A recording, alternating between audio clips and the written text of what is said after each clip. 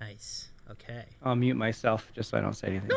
Actually, Oh, you're ready. purposely want the mic to be Okay. open because it helps me warm up, and I've noticed it probably helps the guests warm up too. So it's actually one of the little things we like to do here.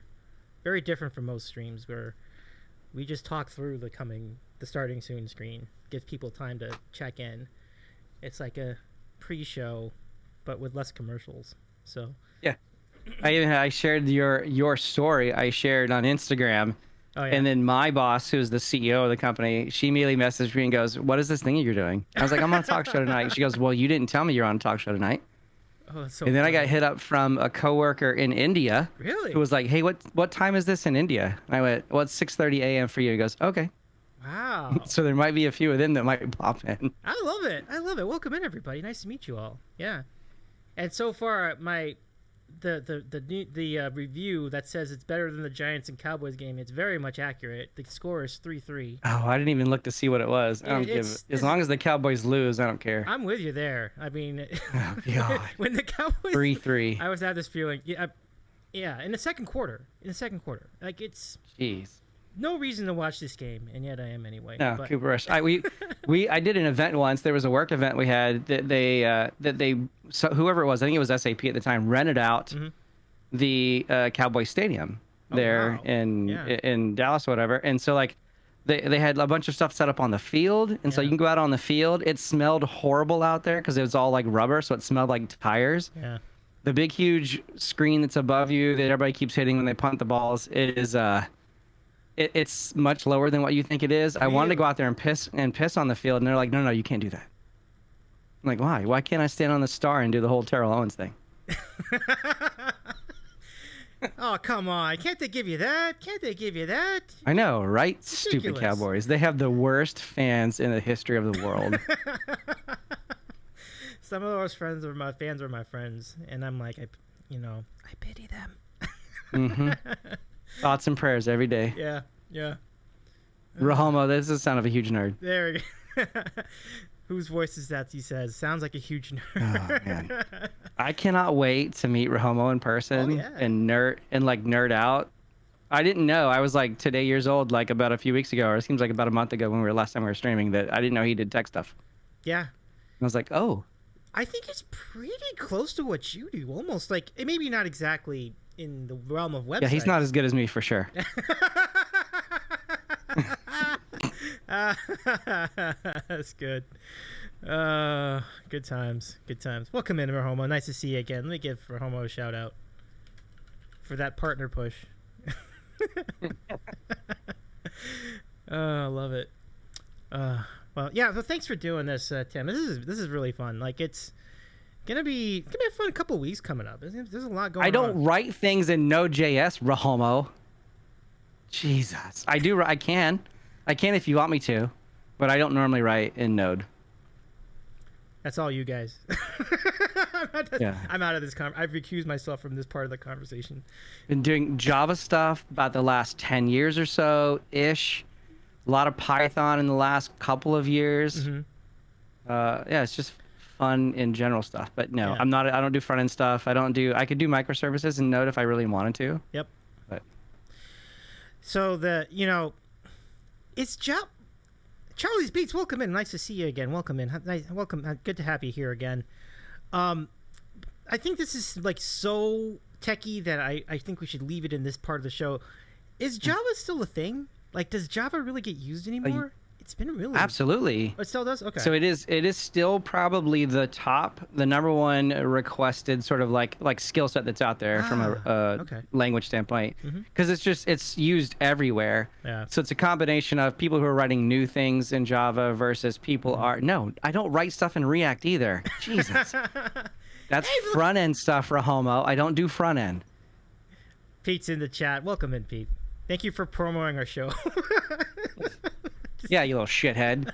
I mean, if there's anything you know about P, it's all about himself. No, my God. Usually all about himself. Rahomo, I'm literally going to throw something at you. Oh, no. If I were to do front-end Rahomo, I would go Next.js, which is a variant of React, if I'm going to go front-end. Like, that would be my flavor of choice at the moment. I cannot wait for this meeting to occur, this IRL meeting. Jesus Christ. Special K, thank you very much for the 15-month resub. Thank you so much. Pump it up. Is this how you do it? Absolutely. All right, let's start this whole thing. See, we're off to quite a riveting start here. Whew. You're almost trying to fucking push my buttons already. I know. Oh my goodness. Brookstone Bards, thank you so much for the resub as well. 7 months. Thank you, Pete. You're too kind. We might get you one of those boost trains. Boost chains? Whatever Hype that is. Whatever. Oh boy. I love it. Oh goodness, wrong button. But hey, welcome into the show. Oh my gosh. I promise I haven't started drinking already. But my name's Davey. It's nice to meet you. I am, and this is our variety show called the Sandwich Show. We feature interviews every week, and we have a really good interview this week. Let's say hello to one of the key members of the Brookstone Bards, our friend ttiimmaahh. Welcome in. Nice to see you again. Up, Davey? What up? It's nice. Yeah, all the new things that are happening here. I know the hype train format changing, new front ends, new streamer song list alternatives. I think there's a lot of excitement. I know. It's exciting. Lots of stuff. Hey, Sharona. Sharona, welcome in. How we doing? I will publicly say I threw her the 10 subs. She had to remind me because I forgot.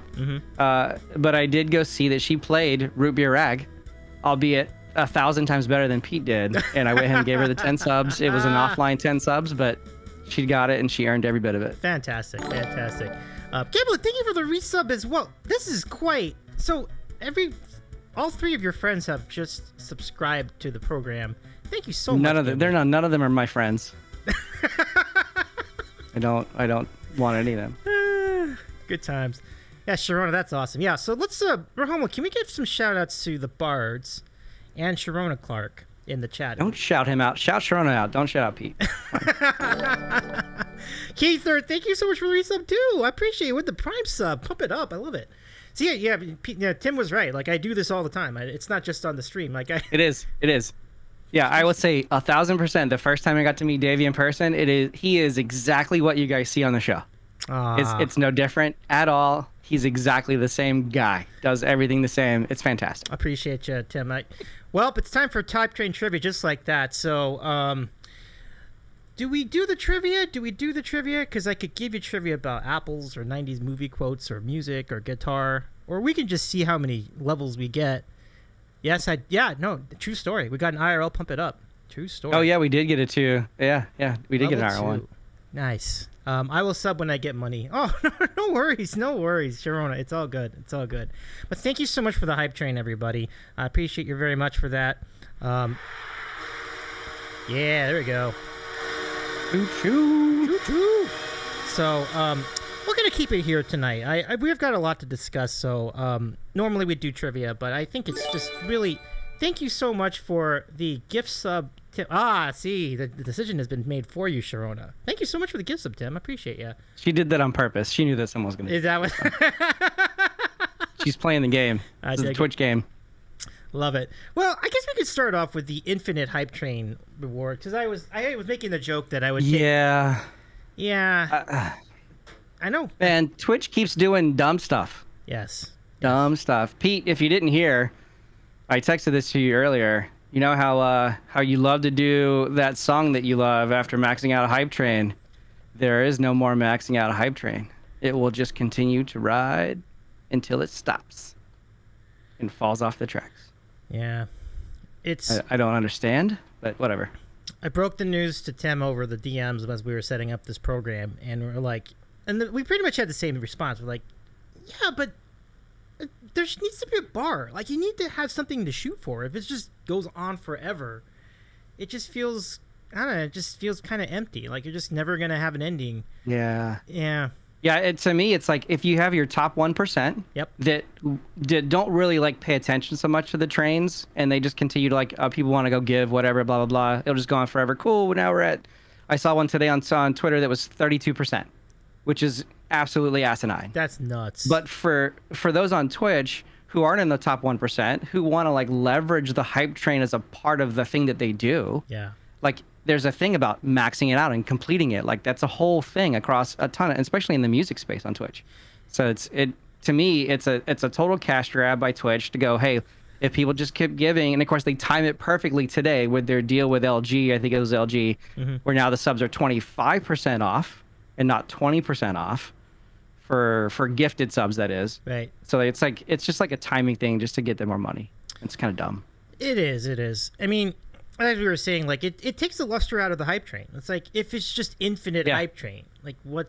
Okay, like that's not that exciting to me. Like I liked it. Like you said, I think the people who set this up don't really follow genres outside of gaming, because it's like, oh, cool, level 2, cool, level 3. That's not interesting. We love doing things with these hype trains. Like if you have level 2, level 3, level 4, and so like Pete had his thing with the Don't Stop Believing. I had different things. At one point in time I was doing Bean Boozled Beans. Like every level would give me like one of these. Sure. I just forgot. And did you see the other thing the other day about bits and the test that they're doing with cheers? Oh yeah, I did. I mean, I did not, but people have brought that to my attention today, and it's so it's they're attempting to test a replacement for bits, and they're kind of copying super chats from YouTube, and it's just another weird cash grab thing. I have to go find. There's a chart that I found that was really good that talked about if you had donated to a streamer through PayPal, like regular PayPal stuff, how much the streamer would get, versus if you went through this new route of not buying bits but giving them a donation, how much they would get. And it's like it's way less. It is way less, yeah. So it's like why Twitch? Why are you doing It's this? just like it is very irritating. Like, it's already a giant cut that Twitch is getting from bits, and even more so from subs. If you think about the percentages, I calculated. Then there's the whole like we're changing you to be from 70-30 to 50-50 for those partners that are out there that have that part of their contract. So that's a whole nother like gambit of things. It's a little irritating because I feel like YouTube could really steal the market, and they have the power to do it. They just haven't gone and turned the things on that they want to do. And yes, for homo capitalism, they obviously need to make money to be able to pay for like the services and stuff like that. And I get it. I just think they're going about it the wrong way. I mean, I feel like the more you do it, the less people are going to want to be involved in these kind of things. And so I'm already there with the subs. It's like subathons. This might be a little bit too close to the sun to even get into it, but the returns you get from bits versus subs is always larger. Like the sub percentage is only 50%, which is interesting. Yep.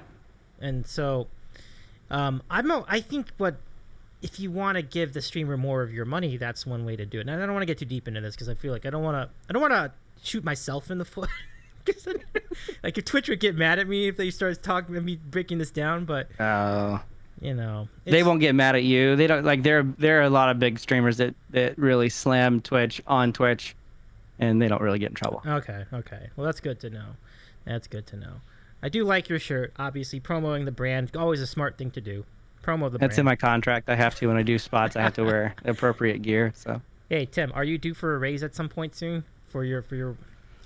I am due for a raise. I'm glad you brought that up, Pete. We need to have a discussion. There's a few streamers. I've gotten some offers out there that might need my services, so maybe we can talk. Love it. So while that's negotiated, do you get 70-30 or 50-50 with that contract, says Keither? And so the way that the partners, so there's only partners today that some of the partners got 70-30 contracts. The majority of them probably got 50-50. But the way that the change is going to work when it goes into effect is your first $100,000 in just subs will be 70-30. Anything after the first $100,000 in subs will go to 50-50, but it's only for subs. It doesn't affect. Oh, you meant my contract. My contract, I get it's 95.5, Keither. I get all of it. Nice. Pete says none of them will treat you like me. That's the purpose, right? And I'm looking for something better, Pete. Yeah, I mean, we could talk about the YouTube Twitch comp. I've just never been a fan of YouTube live streaming. It just doesn't seem very well designed. So it's just it isn't. They've come a long way. But like the part that Twitch still wins is going to be all the community aspect to kind of what they have between you know, the way that chat works, the way that you have now, obviously they've got emotes and stuff now that they have. You couldn't do gifted subs until recently. They didn't have raids. They don't call them raids. They call them something like redirects, which is absolutely stupid. So a lot of that there, but you have to kind of define who you're allowing to come put raids to yourself, which is still really weird. But the entire like viewer aspect to YouTube Live is not that good still, which is kind of why people stick away from it. But the benefit obviously to YouTube is they've got hundreds of millions of people globally, and so discoverability is a little bit better there than it would be on Twitch, because you've got offline content, you've got short content, you've got live content. You could get recommended, but to a ton more people. So that's why you've seen, I don't know that we've seen any music streamers make the bounce over to there, especially because like say Streamersonglist doesn't work on YouTube at all. And so you can't have like Songlist bot over there. So you'd have to kind of do your own thing if you really wanted to. So we haven't seen how that kind of affected over there, but I mean, and you've seen like say Harris Heller, for example, who left Twitch and went over to YouTube, took a huge hit on his normal earnings that he would got from YouTube or from Twitch, but made up a bunch of it in other places. And of course he's branching out and stuff like there. But you've got Courage and all the other people that are over on YouTube that just got contracts, so they're just making, you know, millions of dollars from exclusivity at this point. But yeah, I'm familiar with a couple of those streamers who have run over there, and it's, you know, I actually even jumped on one. I was like, yeah, it's kind of boring. Just kind of Well, you see now, so the biggest thing they're doing right now with Twitch's change in exclusivity on streaming, so you'll notice this on Ninja's channel. If you go to his channel on Twitch, his page on Facebook, you'll see he's got a brand new banner that says Live Everywhere, based on his schedule. So he is, when he goes live, he's live on Twitch, YouTube, Instagram, TikTok, Facebook, and maybe Twitter, like all at the same time now. So he's kind of where we used to talk about how restreaming and multi-streaming was really a bad way to build your brand. At some point, you see now this curve where you've got a following, and you've got a following everywhere. And things like TikTok are taking off way bigger. You're probably going to have a difficult time getting people from TikTok over to other platforms. But multi-streaming might start to come back again, where you don't really necessarily care about funneling everybody to a single place. You just want to be able to provide your content in multiple places and try to manage multiple sets of communities. It just depends on what your aim is for the show or for whatever the streams you're doing. Yeah, that makes sense. Like I've seen, and I think you even see it within the context of this platform, the one we're on Twitch and YouTube too, because we host the VODs on YouTube. But yeah, it just depends on what you want to do with a show. Is your goal to do a show? I mean, that's one objective. Is your goal to do a show and interact with the chat and have the chat drive the show? That's a separate objective. So it just depends on who you are. And I've seen, we've seen, and we both have seen different streamers play it very differently. Even with the music, like you see different approaches to how it's done. So it's very absolutely. Yeah. You know, key things that make you stand out as a streamer, whatever your genre is what your visual layout is. And from the beginning, I remember being really impressed with like the lighting inside your studio. I can see it's carrying over to your studio, but obviously you designed the lights in Pete's studio as well. So, you know, it's where do you find the ideas to find like things like these lighting bars you have behind you? And so most of I won't take full credit for all of the. In fact, I won't take really any credit for the designs of the stuff that's on the walls, the colored bars, like what I have here that we have in the studio next door. The girls, so Kristen and Giblet, both of those, they put all that stuff up on the wall. We kind of talked openly about the different designs and what we wanted kind of behind each different person. So they took care of that part. The part that I wanted to make sure was pristine was really the lighting on Pete. Because at the time when we went to the new studio, we went to a brand new camera. So we were doing a 4K 30 feed off of him now. So he looks extremely old, which is not what we had before. So we wanted to make sure that we lit him properly. So we have a couple of different, we have one key light coming from the side, and then really an accent light kind of not necessarily on him, but off on the side to have a little bit of depth to him. In fact, if you've ever had, like when you've had Scribe on, that dude knows lighting in and out, like crazy. Like he is, with all the stuff he's done with weddings and whatnot, he knows lighting in and out. So even in here, so in fact, if I show you what's in the front side of my thing here, I have a ring light that's over in the corner that's kind of getting more of, since my camera's on this left-hand side, I wanted to have more of a full glow around kind of like me when I'm doing like work calls or whatever that are on video. And then of course on this side I just have like a standard Elgato key light that's just flat as normal. Right. And then what you can't see behind me is I have another ring light back over here in the corner that's going to give an accent light kind of to my back. So what you'll see is over here. So you end up getting this sort of effect where you don't have enough darkness kind of behind me. Yeah. You have a little bit of a light, but you can't see it off the corner. So if I do that, you can see like there's a light back there. Yeah. That's doing that part of it. Oh, that's so pro. And then of course there's a lot of other stuff too that like when you get into fancy stuff from an OBS standpoint, you know, applying LUTs and doing like live color grading on video, you can get to a crazy extreme on setting all the stuff up. Yeah, you could go bananas on any of these little things, right? Like the levels of light and things of that nature. Oh yeah. Yeah, there's no doubt. I do want to post a thing. No, I'll do it another time. But if any of you run into the Stream Scribe on Twitch, let him know that we're doing the thing.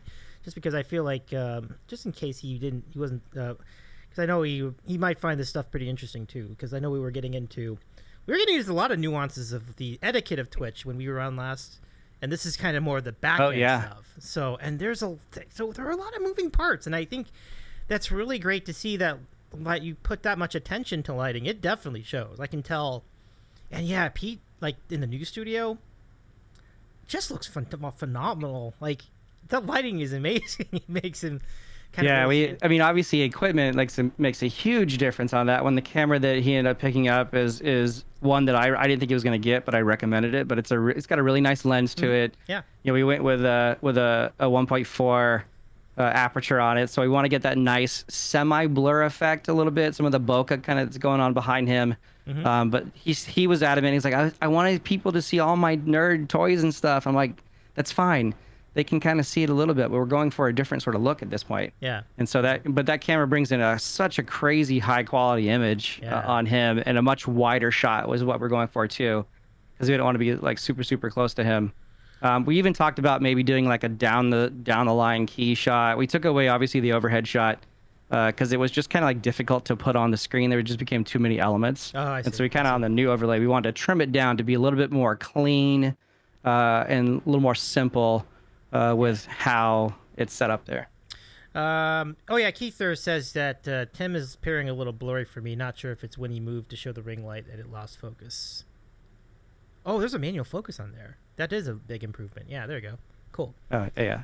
Nice. I don't ever do autofocus on any of the cameras that we have. They're all manual focus 100% because I don't want there's nothing more jarring than watching someone and having to just go like zoom in, zoom out, because if they're moving, depending on how deep they are, it's so annoying. I hear it. I don't have that kind of control on the camera I'm using, so I'm glad you have that ability to do that. And like you said, like whatever focus you lose, you gain it, and not having that, that whole jarring feeling there. Okay, so let's catch up on chat. Many people. Oh yeah, Giblet says Kristen has a name. I do not. I think you referred to her as more Giblet. I mean, I could say Dana if you want me to say. I mean, we typically don't really use regular names. It's just weird to say Special K, but you might think I'm talking about drugs or something. I think what she was saying, I think you were not even referring to Giblet as Giblet. I think you were just saying like the lady or something like that. I'm not sure, but I don't remember. I said Giblet. She's saying she doesn't have a name. As in, like, I wasn't saying her actual name. But Kristen, I said Kristen. Okay. Gotcha. Okay. Now, Giblet says, Pete is so white, we got to make him look not white. That is 100% true. That dude glows like Casper. Oh, my God. Yeah. There's a reason that, like if you've ever seen the movie Powder, there's a reason that we call him Powder. Okay. So feel free in San Diego, for everybody that's on there that's going to be there, call him Powder Pete. Absolutely. You can do that all the time. That's great. Rohomo says, you need soft up lighting to hide his wrinkles, and then special cases, and we have to make me look not gray. Yes. Yeah, Rohomo, it takes a lot of artificial intelligence to kind of blend him out. Yeah. King Dampbreaker's in the chat. Welcome in. Can we give King a shout out and the LG Music? What's going on, my friends? And LG said, welcome. Yeah, welcome in. This is Timma. He is one of the Brookstone Bards. It's really great to have him here. We're talking about the back end of Twitch today because we got into the front end of it a little bit a few weeks ago. And these discussions for me are fun. And we don't want to get too nerdy because then we're gonna nerd people out of the room. But we will definitely do our best to kind of break some of these things down. Homeless says there's etiquette here. You want to come in and say hi? You can come in and say hi. Huh? You just gonna stand there for 8 minutes? You can say everybody actually has a name. Here, just sit down on the side. What's going on, Giblet? The girl with no name. Girl with no name. She brought in my fancy sandwich. I love it. We're pretty close to sandwich time. Hello. Good to see you again. Okay, bye. Okay, bye. Giblet11, everybody. Y'all, give her a shout out in the chat. And follow her channel too. Even though, has she streamed before? No. I figured not. No. But she's always... We'd have to... I don't think you can do live subtitles yet for her. Because no one would be able to understand her anyway. I understand her fine. It's funny. Nope. Okay. Yeah, but it's so good to have you all here. Calf, welcome in too. Caffeine is my drug. Can we give a Calf a shout out? Go follow Calf too. Talking about tech, he's a really good tech streamer as well. Emmanuel Focus. That's much, but yeah, okay, cool. So let's get back to it. Giblet has left the building, or at the very least, the room, says King Dambreaker. Absolutely. Yep. Nice. And thank you for bringing the sandwich. All right, so that's almost that time. Audio tech is a big part of it too, and it's kind of a thing that I don't know if people really catch on to just how much audio tech there is behind a given stream. Like, you've got some really fancy stuff going. You've got a Shure, some 7B. You got a fancy. Yeah, so I mean, I have more stuff. Mm-hmm. In fact, like when I do work calls and we go on camera for work stuff, people immediately think that I have I don't have that Microsoft Teams background. I'm like, no, that's actually really my background. And then the founder of the company thinks I'm a DJ. I'm like, I'm not a DJ, even though I have all this stuff. So I have way more stuff than I probably even need. I see. But I love toys in general. But yeah, on the Bard show, when we first started out, we were using a PreSonus, just a regular mixer that was hooked into a laptop. And then so over time, in fact, Pete was gone to a gig somewhere. And I finally talked him into doing a Focusrite, and we're to switch over to Ableton. And so I did the entire thing and switched over all the audio stuff while I was gone, because that way he wasn't going to be breathing down my neck and bothering me, so I could just go do it. And so we said, in fact, the time that we did when Kay and I did the karaoke stream, that was the first show ever. I finished the setup that day, and then we streamed karaoke through the new setup at night. But yeah, huge, massive Focusrite 18i20, so a lot of inputs. We're using Ableton on the computer to do all of the processing and mixing and all that stuff of the audio, and then pushing that over into OBS, which is partly why we have the problem when we do the group of us on your show that we get the feedback, because unlike a streamer or music streamer who might be just solo, who is just listening obviously to the input or whatever, we actually have our own in-ear mixes as a part of it, because if you've ever, in fact, everybody who's going to be in San Diego will experience this. Pete is extremely loud. And so even in the room with earphones in, he's really, really, really loud. So we all have custom mixes where Christian and I will both pull Pete way down, because we don't really need him super loud in our ears, because we want to be able to hear ourselves and then the piano and stuff too. So we'll custom mixes. But because of that, we have to then route computer audio into as another channel so that we can hear that as a part of our custom mix, because we're not hearing what Ableton is producing. So it becomes super, super complex. So the reason we get a loop back for you is because we're routing you back around again, which then comes back out into OBS as a part of that. It's just a pain. I haven't had time to go over there and actually go fix it, but yeah. Oh, I see what you mean. Yeah. I mean, when you talk about that is the thing. Because everything comes in at different levels. I struggle with it, even with my own microphone. I feel like my mic's coming in too hot sometimes. I feel like it's not coming hot enough. I'm clipping sometimes, specifically when I'm doing a podcast, which is a different whole thing, but I will get into that another time. Yeah, C-Dub's in the chat. Welcome in, C-Dub. Yeah, C-Dub was really looking forward to my Twitch hype train rant. I think we just did it. But we do think it's ridiculous. The infinite hype train is not cool. I think as I basically said to you too, C-Dub and DMs, it's just geared toward the big streamer. What is the bar if the bar is infinite? If you just keep chasing a bar, anyway, stop. I gotta stop. Yep. I'm ruining the show. Yes, and yes, LG Music lag is rough. we obviously we had to tweak sample rates quite a bit, but it's pretty good. We're using VSTs to push audio from Ableton over into OBS, so there's almost no lag as far as that goes. But yes, trying to match up all that stuff too on top of that, and then you can get echoes that come back through when you do things like Discord. Becomes a bit interesting. I am really impressed by how well you're able to put that all together. I mean, seeing that so much of it is engineered in the software rather than in hardware, and also the sound dampening. What are some of the techniques you use, if any? Like sometimes you just have a decent situation with just a directional mic like this, but do you do anything extra as far as that's concerned? No, so we used to do, in fact, these mics are really, really good about not picking up so much room audio. Now, the room itself over there, hardwood floors, not a lot of treatment on the walls, so you do get some of the sound bouncing around that might come into the other mics. Yep. And so I can control them, so like if Kristen's not there, I can just go turn her mic off. Or if it's just a Pete-only show, he'll turn both of our mics off, so it's really only his that's hot at the time. But there's a lot of that stuff you could do. But these are pretty good about not picking up absolutely everything in the room. So it's not so bad. Mm-hmm. And then, of course, in Ableton, we can kind of do my gain level in Ableton is different than, say, Kristen's level is versus Pete's level. Yeah. You know, he's obviously way down because he's, as a performer, he's pushing way more into his mic just because that's what he's been doing for decades, versus she and I don't really ever do it. Mm-hmm. She's super quiet for the most part and doesn't push really, really hard. I'm typically unsure of myself 95% of the time, so I don't know if I'm pushing or not pushing, but we'll go through and mix that. But we spent a lot of time when we hooked up Ableton doing actual recording, so multi-level, multi-track recording, and then we would go back and listen to that and then isolate different vocals, make sure that we're mixing that specific vocal, and then blend it together, and then tweak the gains to make sure that we got a nice blend going on.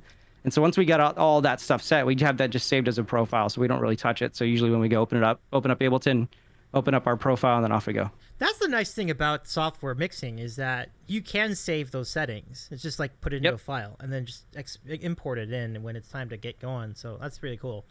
Like even when Carrie came out and was on the show, we did the same thing for her. So added her an input, got her mixed properly, so that she was in the mix of the four of us now too. So yeah, we try to go to we probably do this more. So we think more so than probably other people. We go to the nth degree on everything. There's nothing really we do that we can that we think is half-assed. So usually that's why it takes us a little bit longer to go do things, a little bit longer to go learn things, just because we want to do it and we want to do it the right way.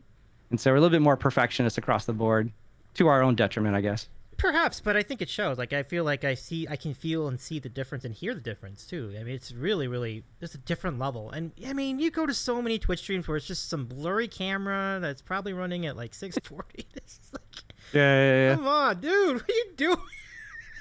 I know. I'm not naming names, but you know, I'm sure you've seen them if you've been on the platform. And yeah, and even then, like, you can get by bad images or like an okay camera, and like even today, like you could go grab your phone. Your phone is probably the best thing you have in your pocket. It could be a webcam for any stream today. Yeah.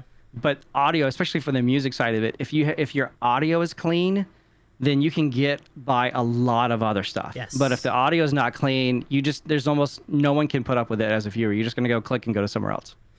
It's so true. It's so true.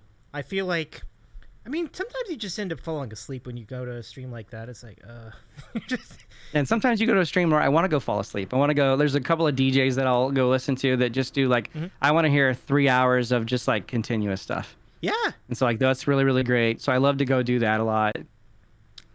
That's actually kind of neat that there is a DJ genre on this platform. I think it's really cool because like, I wish you could unfilter DJs. Like if you want to go to the music category and say, I want to not see DJs. Yeah. Like that would be great. Yep. But well, that's a challenge. Like, how would you know? Oh, I know. What? So I know we talked about karaoke, and it's interesting. So I know now Special K just said that the song you all were trying to use to test everything was Dixieland Delight, used for blending. That's pretty cool. Yeah. We hate that song. I didn't know that. That's interesting. I learn something new every day. I did not know that you hate that song. That's interesting. Okay, it's not that we hate it. Kristen and I, it's so difficult. Like Pete's played it a million times for like years and years, so he can like do it with his eyes closed, like not a real issue at all. Hey, thanks for the raid, Brad. Welcome in. It's good to see you. But our problem with the song is that during the key change at the end, you'll notice, in fact, the next time you see us do it on the show, you'll see she and I will be sitting there kind of like with our either eyes closed or looking up, kind of humming in our head to know where the key change is for us so that we come in on the right note. And so like it's just so irritating because that song it's a great three-way, but it's one of the more difficult ones because we have to like wait, and he's doing a lot of like solo stuff on the keys, and then there's a key change, which means we need to kind of remember where we're supposed to go when we come back in. It's annoying. I can see that being so many layers. I know what you're talking about. Oh yeah, like so many layers. And then like I said, pizza perfectionist, man. If you would sit, like there were times we'd sit in like rehearsals and learning a new song, and oh my God, he'll look at you and go, okay, you're gonna go down here and then up here. Now do you hear that? You hear that? You have to go do that. And if you don't do it right, he goes, that's not the way it's supposed to be. Do it this way. And then we'll do it for hours. So we might get one song done in like 2.5 hours. Oh, you know what? It's so fascinating. Well, let me welcome in Brad. Brad, welcome back. Welcome, Brad. Well, Brad, it's so good to see you again. How you doing? Welcome in, everybody. Brad Lornipson.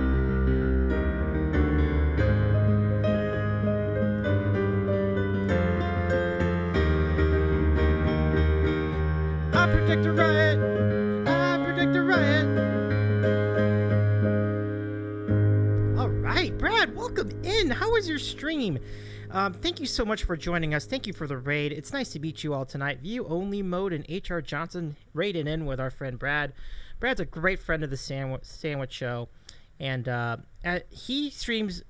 One of the things I love about Twitch, and I'm sure you would agree, Tim, is that there are a lot of different types of content out there, and Brad's stream is one of a kind. It's a drinking bird, literally. You put it on, the drinking bird drinks up and down, up and down, up and down. It's good times, but it was also just got back from New Hampshire. No internet for a week. Holy mackerel! That was where in New Hampshire, Brad? My mom's side of the family's from New Hampshire. I spent many years up there. Nice, yeah. It's a beautiful place.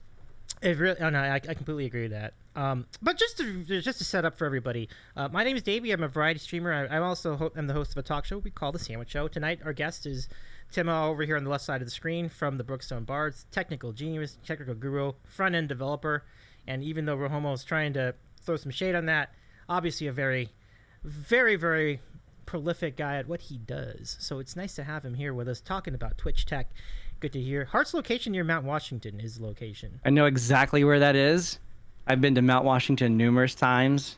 The Old Man in the Mountain, like going all the way through there. It's such a beautiful place. Such a beautiful place. I love it. I love it. And Brad, you arrived at just the right moment because it is now time for our staple of the Sandwich Show. And I think you know what it is. Poor old man. Mount Washington is beautiful. Poor old man. So there was a thing up there in New Hampshire, Davey, and you could probably Google it, the Old Man in the Mountain. And so there's a mountain up there as you're driving through that if you stop, there's a place you can get off to the side of the road as a scenic lookout. And you look out and it's like the picture of like a face. So like the side of the mountain is shaped like this guy's head. Okay. And so like a number of years ago, it got so bad that the old man, like his face fell. So he like doesn't exist anymore. So like at the time, my grandmother would have a little plaque. I think it's just still downstairs that has them there, the commemorative or whatever. And then I remember when it all fell down and it was gone. It was a sad day. That's sad. That's a bummer. I'll show you what that looks like, everybody. Let me just I'll show you what this. So this is what it looked like at one point. Let's take a look at this together. Yep. There it is. That's interesting. Yeah, another one. If I go to this one. Okay. Yeah, he kind of looks like, I can see the old man look. That's pretty cool. Like a side of his face. Yeah. That's neat. That's really neat. Very, very striking. Yeah, too bad the old man fell down, though. That's a bummer. But let's cheer you all up. It's time for our staple of the Sandwich Show. We call it, and we're hungry, so we call it the... It is time for Sandwich of the Week! We're back! I can't wait for the sandwich. And Tim, we're ready for your sandwich when you are. Okay. So, if you guys in chat didn't know, today is National Pancake Day. Ooh. So, in honor of National Pancake Day, we have a pancake sandwich. So, we have 2 pancakes, and then inside the pancakes, we got like a nice over easy egg and some bacon. So we get a nice little, and some cheese and stuff is in there too. But yeah, happy National Pancake Day. Happy National Pancake Day to you too, my friend. That's awesome. What a great looking pancake, man. That's a thick old pancake. Giblet. That's all giblet right there. Giblet. That's a winner. That's a great sandwich. All right, so let's show you what I've got. All right, folks, here we go. So I heard that our friend Tim had a special sandwich. I got one too. This one's a hot, so I got it from a place called Fat Sal's. And as you know, Fat Sal's here in Los Angeles is known for making a real hot mess of a sandwich. And this one is an absolute disaster. Let me show it to you. This is a chopped cheese sandwich. This is their rendition of the chopped cheese, which is famous in Harlem. And this has fries inside. See, there's that, and you've got like lettuce and pickles and chopped cheddar cheese or American cheese probably on the inside. This is an absolute mess. And I'll show you the fries. Fries in the sandwich are nothing that unique. You see them in Pittsburgh all the time. It's on your classic baguette roll. I think this is like a hoagie roll. Yeah. Shout out, Breddington.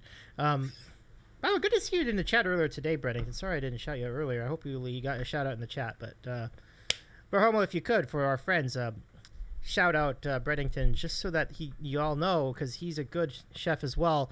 But enjoy your sandwich. Like, how do you like it so far? Have you had a bite? I need to have a bite. It's messy, and I have a lot of equipment up here, so I want to make sure I don't get messy. I hear that. This is a mess. Let's do it.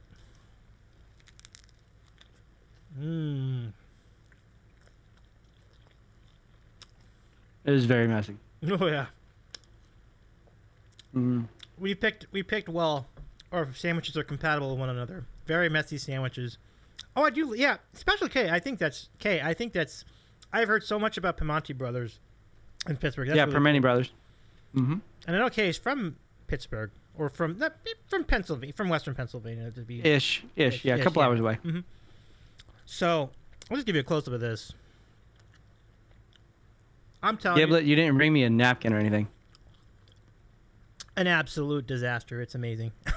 Let me bring you up over here too. Hold on a sec. There we go. Cool. But yeah, enjoy that sandwich. That sounds really great. Keither says, I just ate my hibachi and now I want a sandwich. Oh, we've done it again.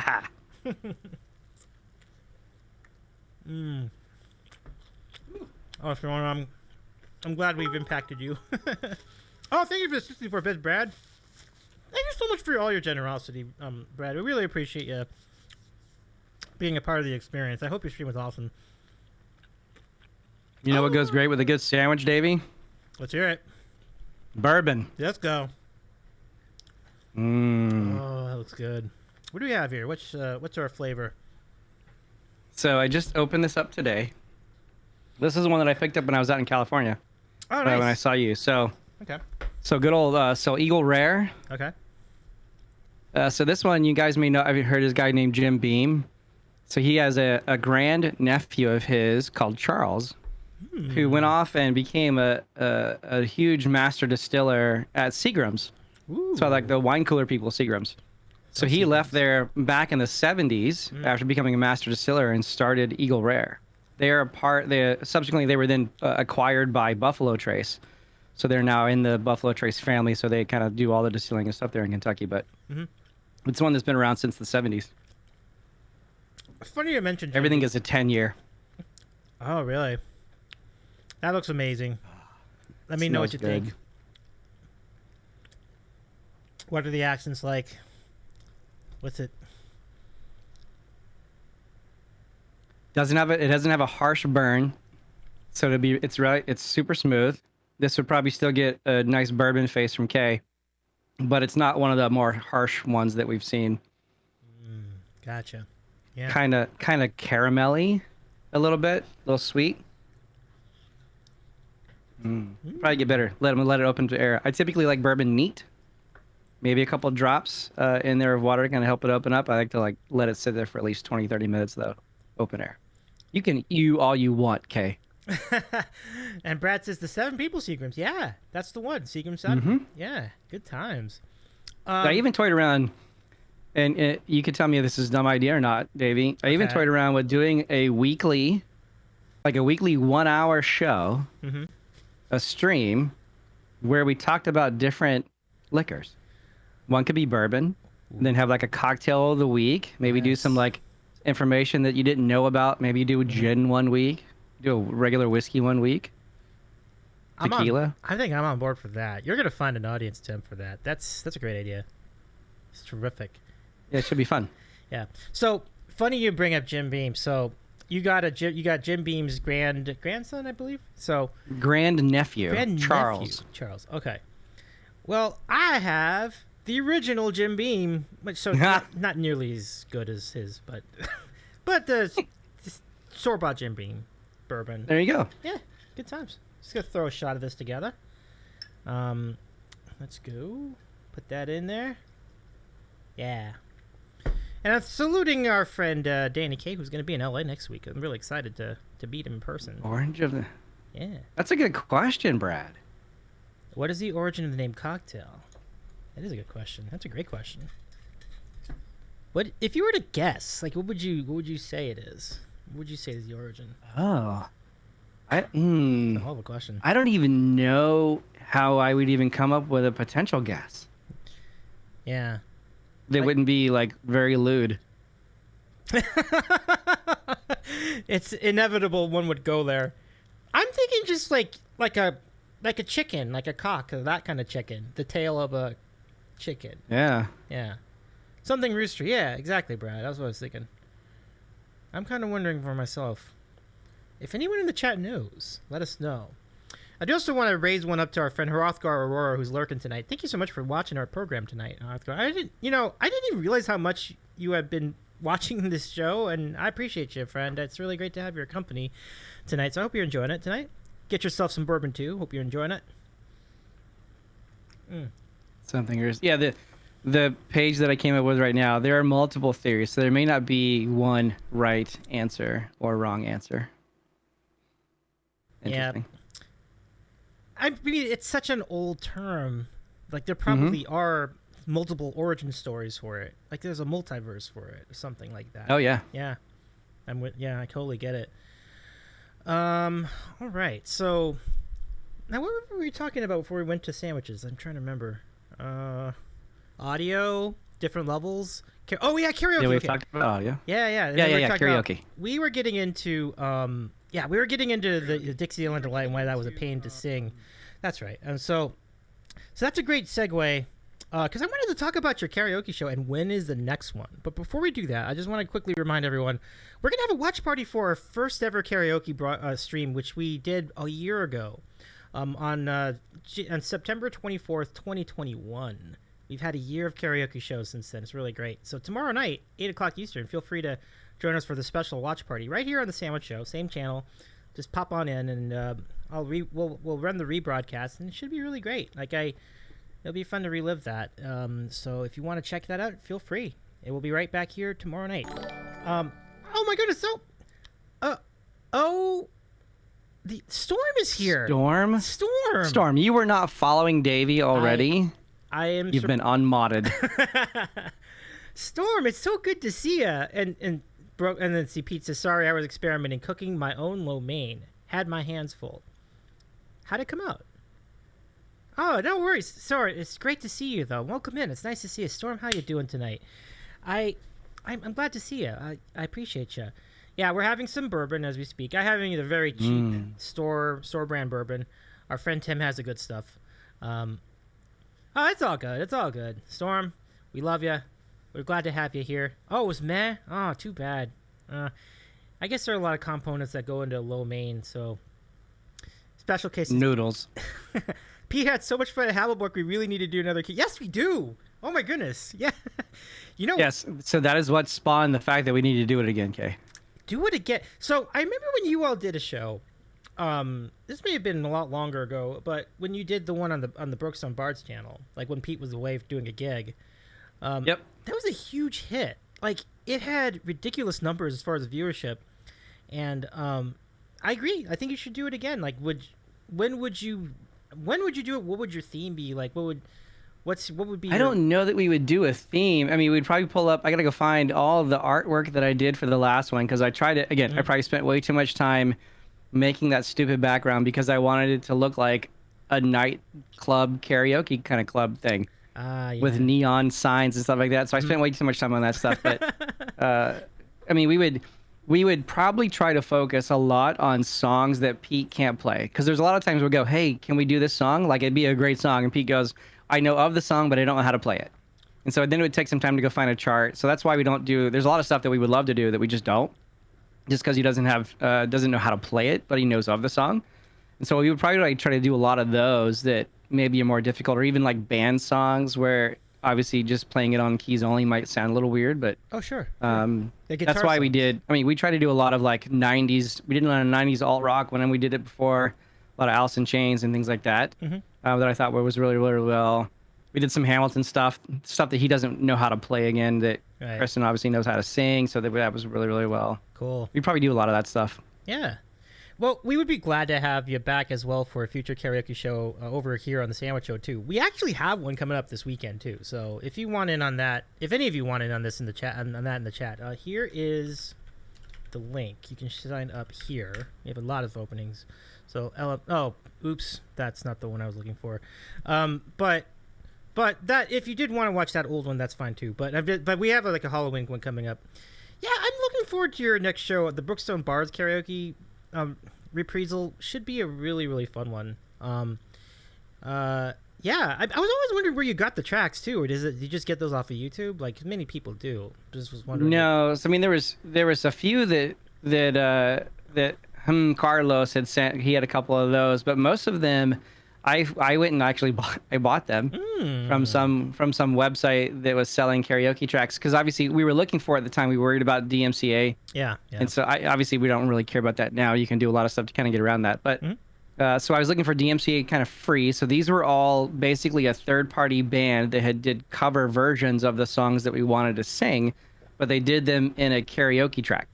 And so I grabbed a lot of those, because I know that those probably would not get picked up by the algorithm because they're not like album stuff. So that was a good portion of the ones that we did. There was a few that I couldn't find or they didn't have available that we went to YouTube for and played. But again, I tried to go to the extreme because I wanted to have the concept of, I wanted to have the words on the screen at the same time as us singing it as well, so that people at home could sing along. Because we wanted them to, like, if you guys are singing along, we wanted them to take videos of yourself, send them in. We're going to kind of like piece them together in the next like sort of montage video that Kristen will put together. So we tried to go probably bite off more than we can chew, as we typically do. Well, it was very ambitious, and I appreciate all of that energy. It was really fun, and I guarantee you'll have a good audience if you do it again, because I think it's just, you all are fun to watch and see and hear sing. So. Yeah. Until you've seen, and you guys saw a little bit of it when we streamed the Thirst and Hell gig, until you really see Pete as frontman Pete, you got a little taste of that on the Hammelborg stuff when he gets super, super animated. Like, there's a different Pete when he is up front and not having to worry about anything other than just singing the songs. Like, it's just a completely different guy. Yeah. Like, you'd be shocked. So that's when he did that stuff on Hammelborg. I'm like, oh, we absolutely have to do the karaoke thing now. Because he will just, and like my concept now is, I've already told him this, in the corner, so to the right of where Pete sits at the keys, in the corner of the room where we typically would put a drum set if we have a drummer in the room, we have plenty of stands. I want to put a mic up on a stand so that when it's your turn to sing, you go stand up in the corner, we'll have a camera on it, so it looks like you're in a karaoke club, like stand up and perform. So we're going to, again, try to go to the nth degree on setting up sort of like the look and feel of the entire show. This is phenomenal. I love all this. This is great. Frontman Pete K, you're absolutely down. You're right on it. So, I think what we got to do when you get out to San Diego, we got to go scout some karaoke bars. I think that would be the next thing. For me to do. I'll see what I can come up with. The funniest thing that we've ever done with him. So this was many, many, many years ago, because obviously we've known Kristen and Pete for probably 12 or so years, and so there was a karaoke bar here in town in Charlotte, and so we went out. We had a kidless night, which was great. And so we went out to the karaoke bar, and we basically got Pete up to do a rap song like he does. Like, All I Do Is Win, or one of those like Wiz Khalifa songs. He gets up on karaoke to do the song and like is blowing people's minds, because at the time he still looked old. So old white dude up there doing the song in front of people, and they're just like killing. And it's the same stuff that he would do when he was in the piano bar, just sitting in front of a piano playing it. He's just doing it up there as a karaoke track. So that's probably one of the funnest nights that we had, just to kind of like, because you don't expect it to come from someone like him. Oh, I love that. when they sing a song you don't see coming from some certain someone. That's cool. That's very cool. Oh man, that's great. So TwitchCon is coming up. I guess we could get into that a bit. I've never done a convention like that. I've done tech conventions. I did sure. I don't know, Live 365 from Microsoft. That was in Orlando. I did a WonderCon, which is kind of like Comic-Con, but not as crazy. Have you ever done a TwitchCon before?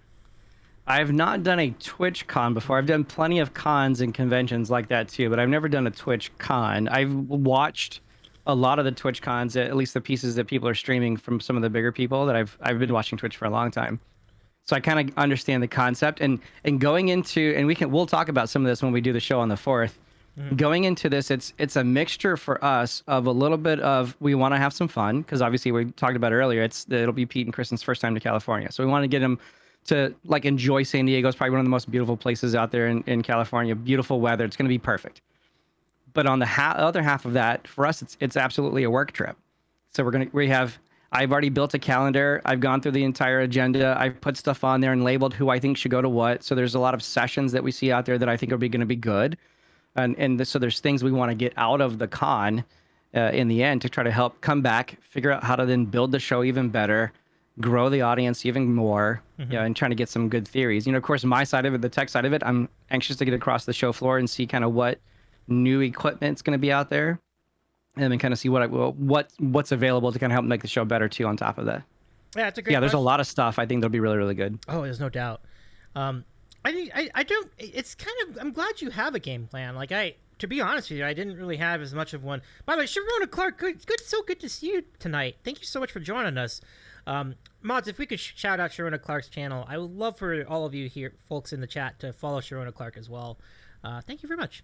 But yeah, it's an interesting question because it's like I don't know what to expect. It's just when you go to a tech convention or CES. I went to CES one time. I love CES. CES is great. Yep. I know what to expect at CES. This is a showcase of what's the latest TV, what's the latest projectors, what are the latest audio equipment. Yeah, I've been to E3 a few times. Very similar show, other just on the video game side of aspect of it. You can see what's coming. Might talk to people, but when you're so young, you're going to those. I just want to go see all the cool stuff and go play around with it. This is a little bit different. I want to go see the cool stuff. I want to see the new lighting capabilities. I want to go see if what stream cards are out there for capture cards and stuff. I want to go see all the new stuff that could help the show get better. On top of that, there's sessions about building brand, and then how do you go build a community, and then how to monetize things. There's a lot of other stuff that are going to be very business focused. Yeah. There's even a session on analytics and stuff too. So there's a lot of cool things. So I definitely would recommend, if you want to get something more out of it than just going out and hanging out, have fun and seeing stuff about Twitch. And obviously we love more than ever, probably most out of anything, to be able to meet face to face with some of those that we've made friends over the last couple of years that we haven't had a chance to do that yet. So that's probably number one for everybody, just because people like meeting Rahomo. Of course, I've already met you, but Carrie and Chris and stuff, and all the other people that we've met. This is going to be a fun time to go get FaceTime with some people that we know, we communicate with, we see all the time. We've just never met them in person. I love this. And Rahoma's a special case going to put on Pelicon next year. That's funny. Yeah, the hotel we confirmed, the hotel that we're staying in there at the convention center does have Peloton bikes. That's fantastic. So crisis has been averted. So she'll be able to ride. I think we're going to go do some running in the morning too. So if anybody's up to running down the road, down that main strip there, we're going to go do some running in the morning too. Yeah, that'd be fun. That's a good place to run. I like that. Who would want to meet Rahomos' cafe? I do. I'm a glutton for punishment. I met Rahomo. He's awesome. But we want to have you all meet us at this. So I met Rahomo at a Mexican restaurant called Ponce's in his neighborhood. Man, it's a good spot. If you have the time to do that, I would recommend it highly. It's a great restaurant. It's really great. But the other question. Okay, so the other question I was going to ask regarding TwitchCon, outside of the Bard family, so all the people that we interact with on a regular basis that you want to meet in person. I think many of us are spoken for, so that's really cool. But outside of that universe, is there anyone in particular that you are really looking forward to meeting at TwitchCon that you have not met in person before? Man, I mean, I do watch a ton of gamers, so I know that they're going to be doing Twitch rivals there on site at TwitchCon. And so again, probably the game that I don't really play the most of right now is Apex Legends. So I know there's a lot of pro players that are going to be there, and I got the chance to see and meet a lot of them when we went to. I took me, my son, and Pete and Kristen side. We went to Raleigh, North Carolina, so a couple hours, 2.5 hours or so from where we are. That's where they had the ALGS championships, like the big Apex Legends Global Series, whatever championships out there. So we got to go see and meet a couple of those guys in person. That was a fantastic time. So I've done that kind of already. But I think outside of that, it's really going to be some of the music people that we haven't had a chance to communicate a ton with. Like we want to do, it's a networking event for us. Yeah. So being able to network with other musicians, streamers that are out there. Like I don't know that Halocene, I haven't even looked to see if Halocene was going to go. Obviously they're a big band, but like other big bands. So Risky Biscuit, we know is obviously going to be there with Juke and stuff too. They're going to be performing, but you know, from my standpoint, I love to know like, well, how are they doing stuff? I know for a fact that Halocene's using a dual PC setup because they're running one PC for audio, one PC for video, and then kind of like combining things together. So like those sorts of elaborate setups, I want to go and be network and talk about those sorts of things. So some of those other people that I know of that are big, I would love to know like their setups. Like that's like it's almost like the whole adage of like what's in your tech bag. You know, where you see like on took your bag out and see what's in there. I want to go see like, well, how are you running your stuff today? And it's not like secret sauce. I don't think anybody's kind of like hiding it around or trying to keep it from stuff. It's just I kind of nerd out on like how people are connecting things along the way. Oh man, that's really cool that I love and you're absolutely right. It's going to be a networking opportunity for almost all of us. Like anybody of us who are on Twitch. Hey, did you know I do? You know, like for you guys, you could be like, yeah, what's your tech setup? For me, it'd be like, yeah, what's it like to do a show for X or Y or in this kind of environment? And did you know that there's an interview show out there that features sandwiches? Like maybe you might be interested in that. But yeah, that's great. Yeah, we're talking. And of course, we have the Songworks coming too, right? So so we're gonna have that. That's gonna be hopefully some sort of version of that'll be available. Obviously, it's a little bit slower than what Pete had wanted since he's kind of been not be able to get into the studio to wrap up some stuff with his voice issues that are going on. But like we're super excited for everybody to kind of hear the tracks that are going to be available soon. It's like I cannot express how mind-blowing amazing that music is, going from community driven, written and put together to a band playing it on like and they're all different kinds of tracks. Like there's such an ebb and flow to the entire album. It is like it's hard to put to words how good that album's going to be. It's going to absolutely blow up. So like another part of what we want to go do when we get out there is if we get our chance to get in front of somebody, like we want to, hey, look at what we did on your platform. Like that's kind of the story pitch that we're going to be doing while we're there. Hey, we used Twitch to build this entire album. No one else is really doing this on your platform. So like there's other stories that we're trying to get to convey while we're there beyond trying to pick up, you know, what can we do to make the show better? That's a really good point. Like I think it's an incredible story, and I think the powers that be would appreciate that story. It's really amazing what's come of it, and you've just given us like sneak previews of it. I'm like, we're blown away by how good it is. I hope. Yeah, and you haven't even heard like the ones like the combinations that have like the vocals on top of it, and none of it has been. No one has really heard yet any of the mixed or mastered stuff. So like nothing's really like the levels aren't like kind of tweaked there, and it just sounds so amazingly good. In its raw state. It's just like I cannot wait for it to get out there. That's gonna be so good. So anybody in the chat, if there's someone that you want to meet, I know that Rahoma wants to meet Nightbot, so hopefully that meeting occurs. For me, I don't exactly know who's gonna be there. I keep getting surprised. Like I'm like, oh, okay, you know, this person. There's a website for that. Oh, really? I'm sure there. You can, yeah. You can go to TwitchCon's website and you can go. They're only partner streamers, but if you're looking for specific people, you can kind of type their name in and see if they bought a ticket. It'll tell you. Okay, cool. I think I will do that. Like, so the one I think that stands out to me, it's probably Anel, because I've never really interacted with her. I've been on her channel. Like, it's a great show, but it'd be fun to say hi, just to see if she even knows who I am. That'd be really fun. Yeah, she's like a North Carolina girl too. Yeah, I've heard. Yeah, she's from the South. I didn't know exactly where, but somewhere in there. That's cool. So you all are pretty fairly close to her? That's cool. Yeah. Great vibe. Yeah, she was probably about 2.5 hours. I think since then she's moved back to Nashville to kind of help obviously spur her career a little bit. But yeah, she was probably about a 2.5 hour drive from where we were. Okay. Interesting. No, I love the backstory. That's cool. So yeah, that'd be cool. There's a drummer. I told you about him a little bit. Mitch Brzezzi from Australia. He's got some wicked technology behind his show. So that'd be another guy I'd like to meet over there.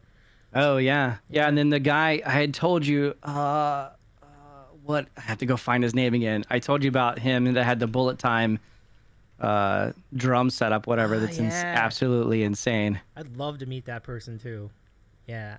Yeah. Pete says he wants to meet Joe Plays Violin. So she's another fantastic. We talking about like Berkeley level. Like she obviously went to school for all this stuff. She can literally play anything at all. Yeah, Mr. Greggles. Very good.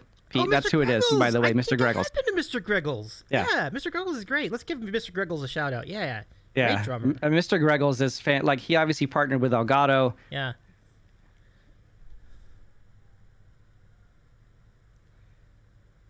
Uh-oh. Sorry, audio coming back. I thought we lost you for a second. Sorry. No. I had like a brain fart. All right. Yeah, no, he obviously partnered with Elgato. He had put together this like 28 camera setup. He's got like 5 PCs that are, again, nerding out on his entire setup. Yep. 5 PCs that are all Threadrippers that are running everything across the board. Then partnered with Elgato to kind of do the second version of Bullet Time 2. So they have a bunch of those Elgato streams cameras that are there hooked into the 4-port cards that they have, and it's just amazing how he's tied that all together to basically take snapshots and then move along the way through automation to take the bullet time stuff. It's pretty wild. I'm gonna go back to that channel to see some of that in action again. Like it's really wild. It is definitely wild. You're absolutely right. I would, by the way, mirror Pete. I'm also really looking forward to meeting Joe. I didn't know she was going to be there. That's really great. You said she plays a lot of instruments. One of them is a washboard. If you can make a washboard rock out, you are a great musician. Like that's pretty damn cool. So cool. Yeah, that's really great. Okay, so it says she has a ticket, so she'll be there. Sweet. Nice. Okay, so let's it's now time then to segue to your opportunity to ask questions, whether about tech or about anything else. TwitchCon, it's up to you. Whatever you want to ask about tonight. But now, it's our time to open up the queue. So, Mods, would you be willing to open up the queue for us? And we're going to bring it into America's favorite moment Hold on. If I can find the button. America's favorite moment in Twitch broadcasting.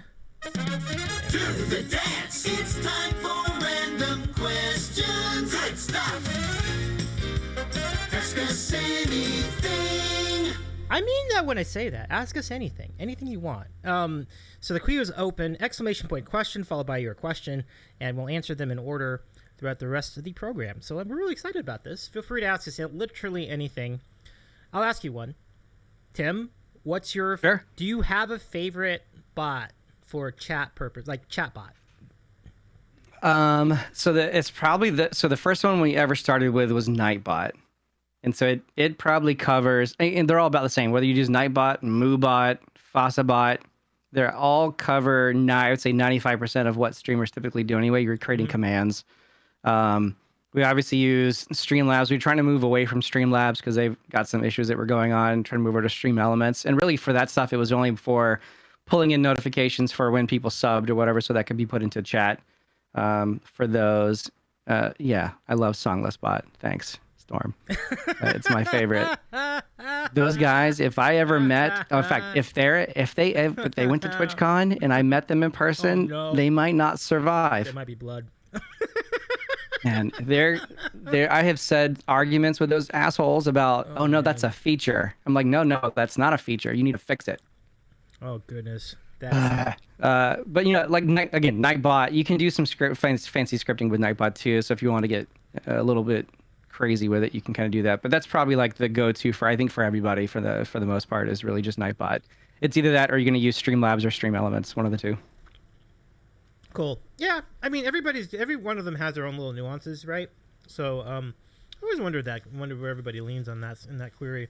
So yeah, keep the questions coming, everybody. We'd love to hear from you tonight. Let me think. I mean, I am. Storm is obviously poking at me because I'm gonna build a replacement for Streamer Song List, but Yep. that's a whole nother animal. Oh no, this question. I before we get to the question, I do want to go into more depth on that because you mentioned that to me when you were here in town back about a month or so ago, and it sounds like a really exciting project. How is it going? What would the new Streamer Song List replacement be like? And what's your aim as far as marketing the software to other streamers? So, I don't have any branding yet. I was hoping to have it done by now, but I don't because I've just been busy. But I do have. There's a name to the solution, name to the platform already. I've already gotten the domains for everything. I've already gotten the bots lined up on Twitch, so all that stuff is taken care of. And for the most part, it's kind of similar to what people do today with Streamer Song Lists, in that you can obviously request on the site, request through a chatbot, that sort of thing. The real big difference between, I think, what they're doing and what I'm building is I want to create more of a social discovery platform for both online and offline artists. And so kind of what I mean by that is, so like those who are like purely Twitch streamers who are musicians can absolutely use it, like we see everybody using it today. For those that are doing IRL gigs, you could absolutely use it there as well. So there's going to be an app, like a mobile app that will be a part of it as well. So if you're doing a live gig in a bar, you could be like, hey, go get this app, and you can go online and request see my song list. You can request songs from there. I'm going to hook it into a pay service. So if you want to do put money against your donations or donation against your request, you can kind of do that through the app as well. Very similar to how you would do with PayPal. So if you can choose an option to pay the fee so that the artist gets more. So a lot of that stuff you're going to be able to do that you can't really do through Streamer Song List today. The other big piece that I think is going to be probably one of the bigger differentiators between mine and theirs is really a searchability standpoint. So I'm actually using an actual search as a service platform to be able to power the search. So as you're typing in your Bang SR whatever, it's actually searching a fully indexed queue of all the contents that's there to find the song that you're looking for. It's not just by name or searching like typical type stuff. Okay. So and I want to use AI and ML too on top of that. So I'm pulling in metadata from other song services outside that will go so if you, like the concept is I want to be able to go into a chat and type in, Bang SR top rock song from 1976. And it would then go find the top rock song from 1976 and put that in the queue. But so there's a lot of that stuff that I think would be a better experience. Randoms will work the way they're supposed to work, and you can't bypass them like you can on Streamer Song List. Oh, sure. I think it's a great concept. Yeah. I guess my follow up to that question is, how does it play something like top song of 1976 vis-a-vis what's available on the song list? Does it narrow it down from what's available on the song list? It does. So there's obviously based on kind of so Pete's got 1,000 songs in his list. So obviously it'll try to find based on what's in there the closest thing to that phrase. So we're using a lot of semantic search to figure out kind of to glean what the person might want, and then have that coming in there. So it's a little bit of a level of randomization to that, because it may not be exactly what the person was looking for based on kind of what the musician has in their song list in general. But for obviously at the max, you have someone like say Joe, who's got close to 4,000 songs. Chances are there's going to be something in there too. And then we're augmenting the data that the artist is putting into the list to add in things like the year that it came out, what album it was on, a lot of extra stuff that isn't going to be, that we're not requiring the artist to go or the musician to go type in. We're going to go pull all that information down so we have a bunch of other information to be able to use to create a better searchable experience for viewers who are looking for a song. I think really neat. I love this because if a person just wants a particular type of song but they don't know exactly what the song is, that's pretty useful. Pretty good. Yeah, I think because obviously there's some people go into chat and go, you know what, I love Queen. I'm going to request a Queen song. I don't care what Queen song it is. I'm just going to request it. But then there's some that goes, oh, you have 3,000 songs in your list. I don't know exactly what to go pick, but I love rock. And so maybe you can search for the top rock song. And then boom, you get a top rock song. Yeah, that's a good point. Storm actually made a really good point, because I remember the stat. The number one song in 1976 was Silly Love Songs by Wings. So it's hopefully it's not. Hopefully I'm not not the biggest fan of that song, so I would like. Okay, what was the number 2 song? Yeah, so there's, I mean, beyond that, right? There's a like, because I want to tailor it towards both online and offline artists. Like, I want to have a nice landing, like a social page that you can then pimp out and say, you know what, maybe this wedding is looking at me as a performer for their wedding. Well, what kind of stuff do you do? I can then send them a link to my profile on the site, and you can see everything about me. You can go see a pane of all the recent activity of what songs I played most recently, like what my top requested songs are. I even want to go to the extreme that maybe a year into it, do like kind of what Spotify does, where you get like your year in review. I want to like, here's your year in review for the request site. And so like, here's your top requested songs. Here's the one, you know, all the sort of like metrics. I want to capture as much data as I can to then push back and like provide additional benefit. This entire top 10 from 1976 is not very appealing. Look at these limbs, but I think it's a good year. Yeah, look at this. I think we just leave it. Storm for the win. I mean, we could just leave 1976 in the past. If we did, Storm, I wouldn't exist, buddy. Hey, there you go.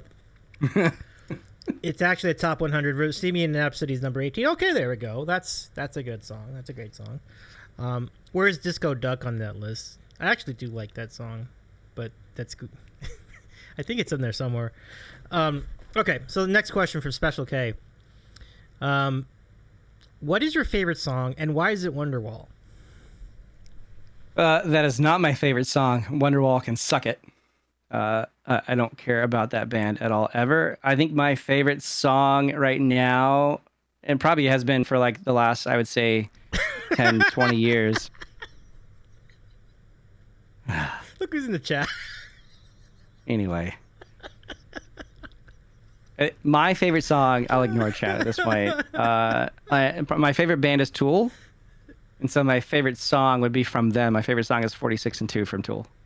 Cool.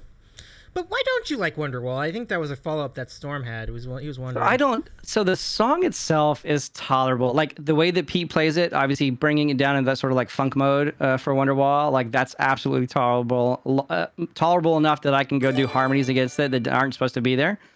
But I like Oasis in general, I think the brothers are assholes, and I just don't like them. That's reasonable, I have to say. Because I know, was it Liam? Yeah, he's kind of annoying. Yeah, Liam and Noel both. Yeah. Both of them are kind of assholes. True story. C-Type had a point earlier in the chat about how he has a dueling friend who uses a similar app to what you were developing, but then he asked him, like, could you bring that to Twitch? So it sounds like there are numerous folks kind of going in that direction. Yeah, I wonder if I may actually have that app. So Pete has a friend, maybe a same friend, who has that app that's doing something similar to that, but they only tailor towards IRL gig people. Yeah. That's kind of where I got some of the ideas for doing the offline stuff, because I was curious, like, if someone's doing it, are they asking the person that's doing the donation when they're doing requests? Are they asking them to pay the fee up front to cover that piece, or they're doing it around? So I went through and played around with a bunch of the apps that are out there. Yeah. Yeah, Pete knows his name. You guys can talk about. It's probably the same guy. Yeah. Cool. Okay. Great. I love this question so far. If you have any questions for us, exclamation point question followed by the question itself. Rohomo with this question: what is your favorite programming language, and why is it PHP? It's PHP. Rohomo, PHP was my first, so I'm 100% self-taught. I didn't go to school for anything. I don't have a degree in anything. 100% self-taught for probably the last, I would say, 15 or 20 years or whatever. PHP was the first language that I picked up. And it's not, I mean, like, before object-oriented stuff, it's very, like, dynamic scripted type kind of things. From there, I got forced into Java. And so I've been doing Java for, like, the past decade or so, specifically. I do a lot of commerce implementations, so a lot of that is going to be Java-esque. But I could do Python. I've done Python microservices. We're doing a lot of microservices today, so Python is a huge one. Java we use a lot for microservices. Rahoma's favorite language, Node, for using JavaScript-based stuff, for running Node services. But oh man, I love it. I mean, I'm a firm believer, having been really self-taught for the most part, that every language has its obviously, pluses and minuses to it. And you really, it's just once you know logic around developing stuff through software, you can pick up. It's just like learning a new language in general. Like if you're learning French or German, once you learn the syntax, then you can kind of do anything. There are two other. Yeah, I gotcha. Well, that's a great answer. I think it's a very diplomatic answer in the end too. So appreciate. Yeah, I mean, Java has probably made me more money in my career than any other language. Cool. I mean, that could be an answer. Cool. Jason, thank you so much for the 11-month resub. Pump it up. I appreciate you. Thank you so much for joining us tonight, Jason. Let me, Rama, can you give Jason a shout out too? I think I did see him stream one time. So welcome in, Jason. Nice to see you again. Yeah, this is Timma. He's one of the Brookstone Bards.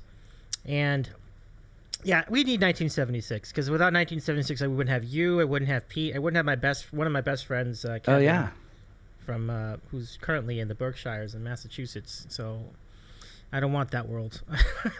That'd be a shitty world without you all. So with that, we have this from Keither37. What's the best concert show you've been to? Oh, that's a tough one. I'll give you two answers, Keither. The first answer I'll give you was my first concert ever, and this is probably going to be shocking to everybody. I was growing up as a kid. I was not a huge concert person, didn't go to a ton of concerts. So my first concert ever was the band Live. And the only reason that I went is because I won a radio contest where I had to submit to them via fax. Tells you how long this was ago. I had to fax in what if I had a stage, like back room, like a stage room or whatever, what they call it, green room or a dressing room. If I had a dressing room, what would be on my writer? And so I came up with stuff that was on my writer. I actually won the radio contest. So I got an actual dressing room at the concert. They put as much of stuff that they could find on my writer in the dressing room. And then we got VIP tickets to the concert. We got to go to the after party afterwards, which is where I learned that Ed Kowalczyk is another asshole. Oh, boy. He walked into the after party with no shirt on and a robe as if he was like the second coming of Jesus. And I was like, this guy's a dick.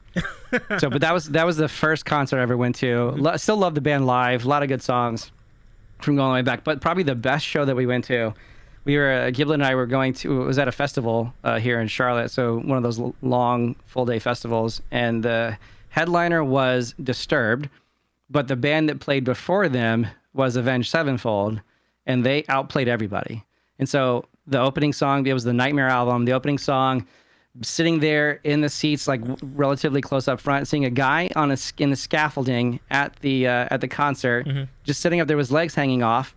And then the song starts, and the dude basically falls off the scaffolding, live staged or whatever, but hanging from like a noose as he swings back and forth the entire like 7 or 8 minute song, and like just hanging from his neck, swinging back and forth. Yeah, it was like the most shocking thing. But then that concert was absolutely crazy amazing. It was soon after their drummer died from the accidental overdose, so they got the guy from Dream Theater to sit in for them. Wow, phenomenal show. They absolutely outplayed Disturbed. Disturbed didn't even belong after them at all. Wow. That's probably the best show that we saw. Really? It was an opening act, no less. That's really amazing. Yeah. I mean, we've seen like, Rob Zombie was fantastic. There was a year we saw Rob Zombie, who was an opener, and the headliner was, crap, she's going to kill me for it. It's another like standard like 90s rock band. Yeah. But like Rob Zombie, again, put on this massive, huge, Godsmack. Thank you, Giblet. Godsmack was the headliner. Rob Zombie was one of their openers before them, and Rob Zombie played them off the stage. Like there was not even a compare. Like we left like 2 songs into Godsmack because it was just horrible. That's so wild. It happens though. Like I think you will go to. I've been to concerts like that. I can't remember the specifics, but I definitely remember concerts where like the opening act was better than the actual main attraction. It's happened though. I mean, like times. So we went. In fact, this was not too long ago. Pete. Recently, his Abacab band played at a venue up in Raleigh where we went to go see Fitz and the Tantrums before they really hit it big. And so, like, it's one of those smaller venues where you walk up to the stage when the show was over and you can, like, shake hands, talk to the band, whatever. And then about a year or so later, we went to go see them at the big arena here in Charlotte. Yeah. And they were an opener for Bruno Mars. So we were going to go see Fitz and the Tantrums because they're huge, huge fans. And so we're like, cool. Oh, they were awesome. It was amazing. Well, we'll stick through and see if we didn't know enough about Bruno Mars. We'll stick and see like one of the songs, whatever. And then we're absolutely blown away by Bruno Mars. Yeah, like absolutely. Probably one of the best like band on stage performances like we've probably ever seen. Like so, man, the musicality of that entire group is absolutely crazy. That's dead on. I think I've seen some of their live action, their live sets, and I'm not literally, but I think on video. Yeah, he has a great live band. It's really good. Remember when they performed at the Super Bowl? It was a good. Oh yeah, it was a good Super Bowl halftime. It's good stuff. Yeah, I love that. I love discovery, and this is like the thing about going to live shows that you really cannot replicate on television or any other way. This is discovering bands. It's definitely really interesting how that happens, and. Yeah, it's worse today because most people don't listen to the radio. Right. So you're not going to get, like, unless you've got, like, say, Sirius or something like that, where you're going to get, but then you're kind of, like, shoehorning things in, maybe some more indie-type artists, whatever, but you're not really going to get exposure the way you used to back in the day. Yeah, 100%. Like, you're going to definitely know, like, really, really big songs, but, like, the ones in the middle is, like, I think where you're kind of missing out. Yep. Bruno Mars was legit one of the best shows I've ever seen, says Pete. That's big praise. That's big praise. We got to catch up on the chat though. There's so many wild comments in the chat. Let's see. So yeah, I think Heather said that Live was an awesome band. He remembers Live when I worked at my college radio station, but all the reports from C-Dub and others say that yes, the guy that was from Live is a dick. Pretty much what. Yeah, he is. That's great. I saw Live. He bitched about no one knowing the first album is C-Dub. I'm not surprised he was a dick in person. He is a dick in person. I'm not gonna go watch that band in person. Too bad. I do like their song. C-Dub says, I feel like I went to a lot of shows like that in the 90s. By the way, were you aware that C-Dub is going to be in San Diego too? Just letting you know. I'd love to introduce No, I did not. Yeah, true story. Yeah. I will introduce the bar. C-Dub, I'm going to introduce you to the bars. It's going to be really great. It'll be really fun. Awesome. Yeah. Let's see. Jason says the year was 2002. Myself and 3 friends went to go see Switchfoot and waited outside by the loading bay for the buses to see the band load up. And the band came out and played hacky sack with us for 15 minutes. Oh, wow. Yeah. That's cool. That tracks too. Yes. Like that really does. That's really cool, Jason. Switchfoot's fun. Good call. Yeah, that's great. Let's see. Special cases. That's how Pete got to meet Walk the Moon. They were playing with Fitz way before they hit it big. Yep. Cool. Now, are Fitz and the Tantrums from the South? Like, are they from like your area? Or... No, I don't think they are. Oh, okay. I was wondering about that. Sounds like you all both definitely knew the band before they got big.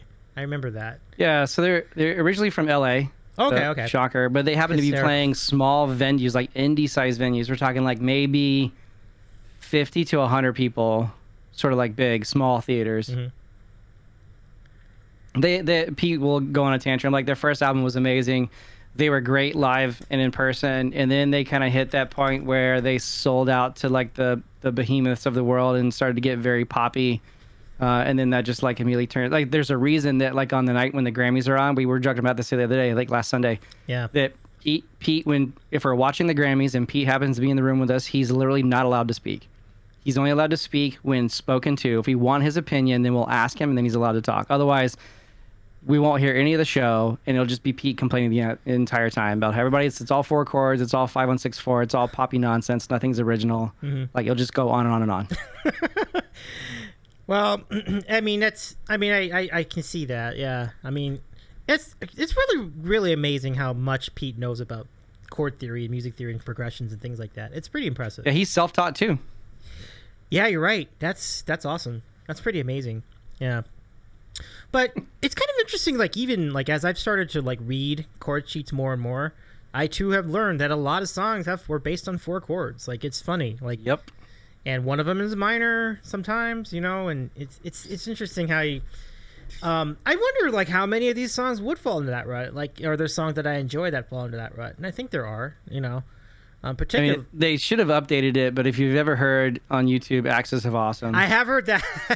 It's So I mean, like that's the theory, right? Where everything is kind of the 5164 mold. You can kind of tweak it a little bit in a different order, but there's so many songs that fall into that. It's the same sort of reason that, like, say 128 beats per minute somehow like internally makes you feel something specific.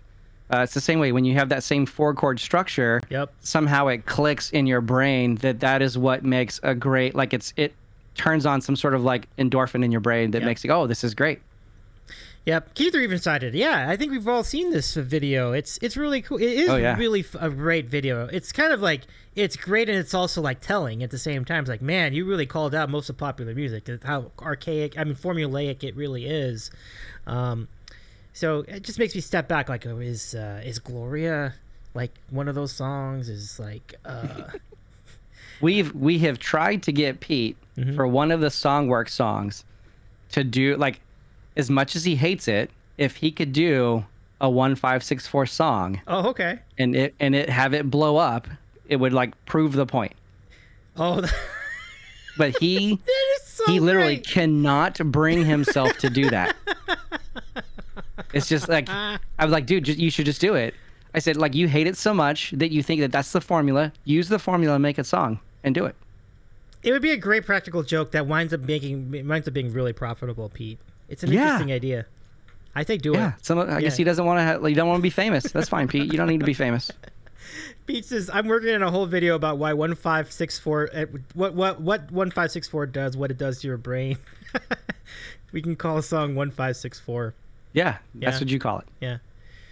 Oh, that's great. That would be hilarious. Yeah, it's Casey agreeing. That would be hilarious. And then it would be the song.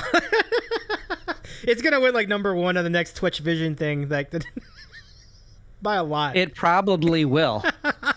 Like, I almost can guarantee you that I was like, and it'll be like Pete's like, why this song?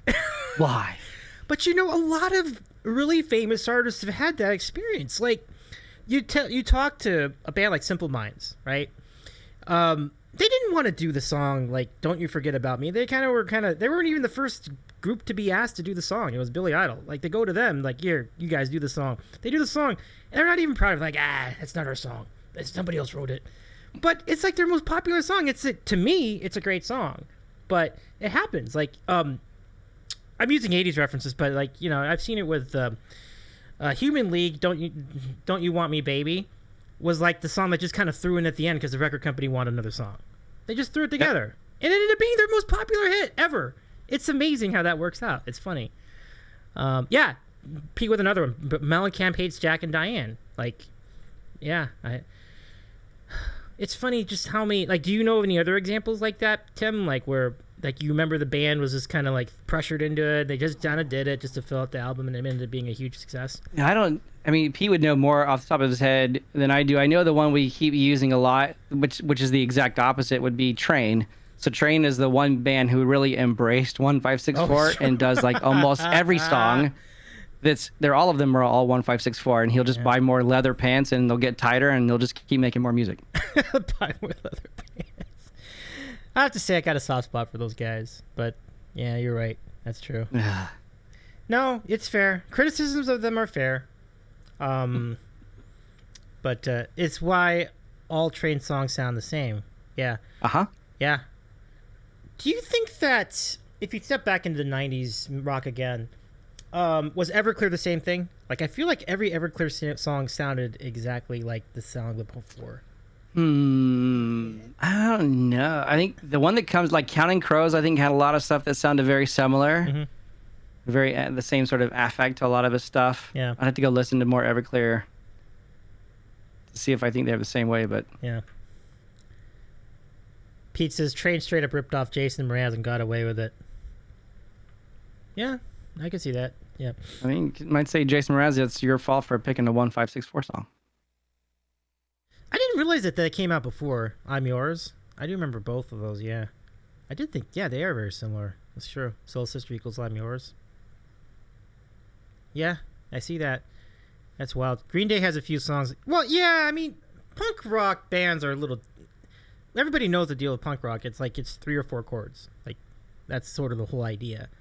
But I think you can do things with rhythm to make that more interesting. So, like, where would you have been on Green Day back in the day? Like, were you a Green Day guy? I was. That was towards the tail end of being in high school for me. Mm-hmm. So a lot of those, like the first Lollapalooza years. So there was a lot of, for me, it was a lot of Red Hot Chili Peppers, Stone Temple Pilots, like that whole, like the Offspring. Like that was kind of like the last junior, senior year of my high school career. That was really what we were listening to the most. Wow.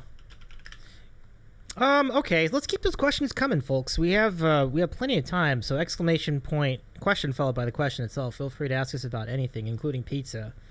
And why pizza? Because pizza can spark a lot of debates. You'd be surprised. Like, yes, pineapple belongs on pizza. I said it. Oh, you said. Oh, I was not expecting. I was thinking you'd go the other way. I was thinking it has no reason to. You're into it. Okay, that's interesting. Wow. I respect. Yeah, me and Kay. Mm-hmm. So if we were doing like group pizza over here, we will have a Hawaiian pizza because that'll be specifically for me and Kay. Oh, this is great. Oh, no. Okay. I'm going to get a pizza, and it's going to have pineapple on it. I'm going to put it on the table between the four of you and to see what happens to it. Oh, no. What could we have done? The chat is exploding. It is. There's nothing better than like sweet heat, right? So you're going to get the nice, sweet pineapple. Throw on some spicy peppers. Throw on some red pepper flakes. Like spice it up a little. It's perfect. Absolutely perfect. Pete says, I will drink water. You know what Pete hates the most in the world? What? Wet bread. Ooh. So he can't do a French dip. That makes him cringe to like the ends of the earth. Really? Yeah, can't dip bread in like gravy, like nothing. If it's wet bread, no. Wow. So bread pudding might be an issue, right? Like, so bread pudding is his one exception because that's more of a cake. I make an amazing bread pudding that he actually eats because in his mind it's sweet and it's a dessert and it's like cake. Ooh. Okay, so that's a cool exception.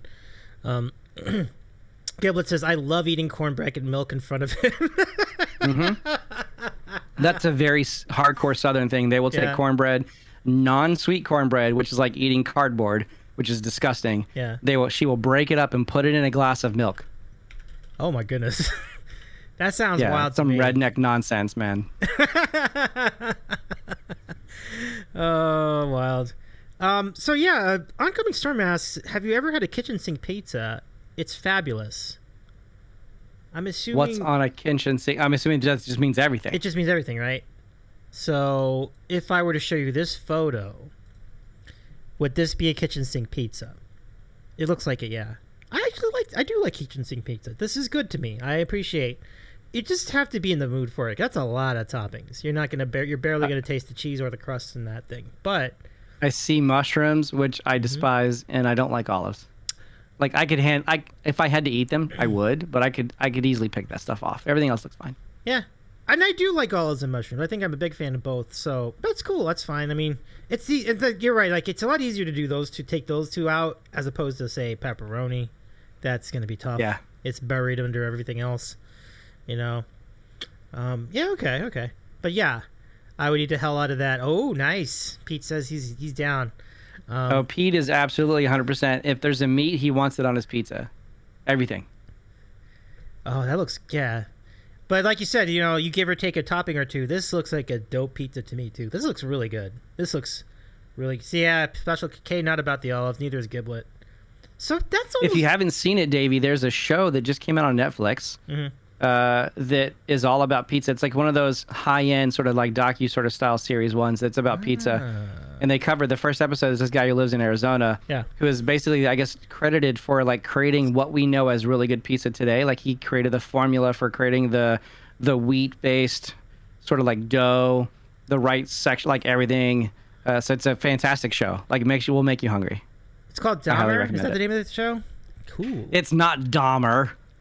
That's Jeffrey Dahmer. God. Meat lovers. I love the Nanas episode. Hysterical, Jason. Hysterical. I bet you all I got to do is put on my Netflix app and it'll show it to me because they probably know. They're listening. They're like, oh, I think we should recommend this to Davey. They're not even gonna like do that. They're just gonna play it. They're just gonna like put Netflix, like, and it just starts playing, showing pizza. Like, Me Lovers is my. They're favorite. always listening. Oh my god, it's a little frightening. Like one time I was eating one of those like those bars, those granola bars. I think it was called Kind or something like that. Yep. And I went home, and I got an ad on my YouTube for that bar. I'm like, how the fuck did you figure that out, that I was eating that bar today? I didn't say anything about that bar. The phone wasn't even in the room until I got to the office to eat the bar. I was like, what in the hell? I mean, maybe that's a coincidence, but that's just creepy to me. Like to see it is very creepy. We'll have conversations about vehicles, like going back. And of course, I have like over 100 connected devices in my house. It's absolutely insane. And like they're all listening, and then randomly someone will get an ad on Facebook for the vehicle we were talking about. That's like what? Siri's see, I love this way he said that. Siri's always in the room where it happens, the room where it happens, the room where it happens. That's true. I guess that's true. That's the thing I think I figured out about the phone. But again, I didn't buy it. It was in the office. I just got it.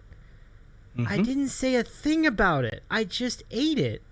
Like, could it have known just from the crinkles? Like, it's amazing. Like, it's kind of, maybe it's the webcam. And that was, the other webcam that's in like my work computer. I don't know what happened. That was a weird one. But yeah, I do think that creepy. Oh, go ahead. I say it's creepy. It is. I do think the phone listens to you. So if you said poop poop poop poop poop poop poop poop poop poop poop poop poop poop poop poop poop poop poop, you would get a result in my next time I go to YouTube. I'm gonna get something related to poop. We'll see what it is, but Storm, I'm with you, buddy. Chicago pizza is not pizza. That's like a round, weird-looking lasagna. I am completely in the club with you. Please, I would be glad to join your fraternity. I do not think that's pizza either. It's good for what it is, but it's not. I don't think it's pizza. I think it's its own deal. No. Yeah. I want large pieces, thin crust, New York style pizza. That's what I want. Bingo. Love it. Yeah, I'm with you. I have a lot of friends from New York. Or from the New York area, and they would be completely on board with this.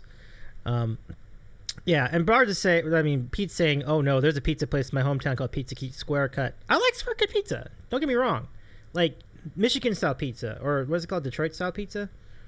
That's good too. Second episode of that show on Netflix, there's a guy in Italy, I believe, that is doing the Square Cut. Okay. That's what he created or whatever. Yeah. Yeah. Oh, okay. It's a normal pizza cut in a square. Yeah. Because I know Chicago does not exclusively do pan pizza. I know they have other pizza too. So, yeah, thin crust. Yeah, Sicilian pizza is where it's at. That's a different animal though. I like Sicilian. Sicilian's a whole different deal. Like I think it can be really good, but sometimes I get Sicilian pizza and it does taste kind of bland. And I think it has a lot to do with just the lack of tomato sauce, and sometimes the crust is a little bit lacking as well. It just depends on where you go. I'll eat pizza with a fork. It's not weird. I don't think it's so weird. I think people do that in Sicily all the time. Because what happens in Sicilian pizza, or Naples, or in Naples particularly, like the part of the pizza gets really soft in the middle.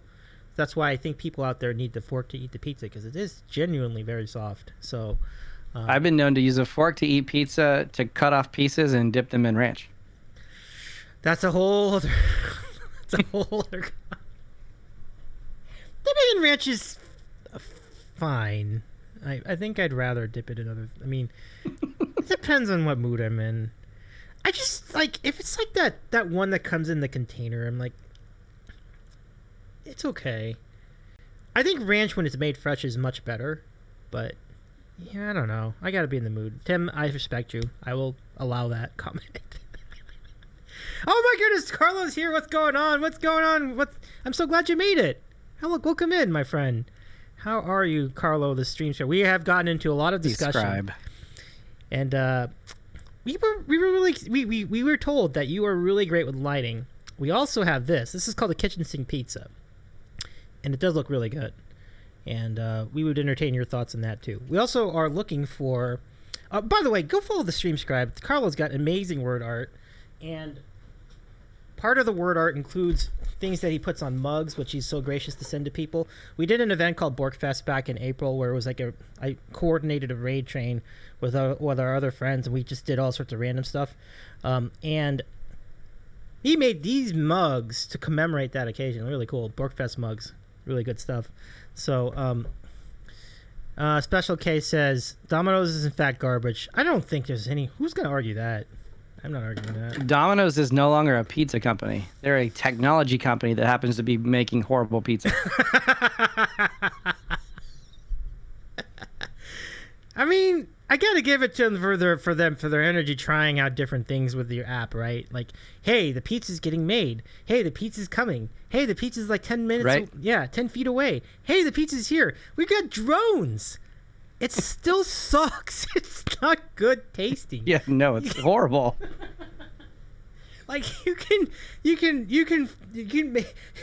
do anything you want to make the presentation and the delivery more exciting, but it still doesn't taste good in the end. Yeah, I agree. Desperation pizza. Yeah. Pizzas, I don't mind. Domino's, they've upped their game a little. I do agree they've updated their game a little, but it's still got a long way to go. Where were you in Pizza Hut though? Like, would you find that a decent like once in a while type scenario? No. If I'm not doing what I want to do, we're typically ordering like Papa John's. Okay. Just because I want, like, Papa John's doesn't come with the garlic sauce, which I like, and it comes with the pepperoncinis, which I like. And so we'll typically do that if we're like in a pinch for something, and they typically deliver pretty quick. Yeah. Okay. All right. I'm with that. I do remember the Book It days. Special K bringing back some memories here. K says I was a Book It queen. That's cool. Book It made Pizza Hut free and still disappointing. I enjoyed Pizza Hut before I discovered real pizza, says Pete. Pizza Hut used to be amazeballs, but I'm with Tiba. I loves me, my Papa. I'm going to actually say this. I actually think Papa John's used to be better as well. It's definitely gone downhill to a degree.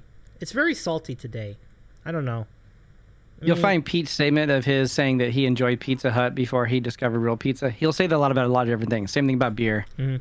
Except he still hasn't found a good beer yet because he doesn't understand that. But what are your go-tos for beer? Like, do you go what lean are you going? So I'm a heavy craft person, so I'm going to do a lot of IPAs or sours. Mm-hmm. And a lot of that goes, like, it's great because no one around me likes that stuff at all. So I know no one's going to take my beer, which is fantastic.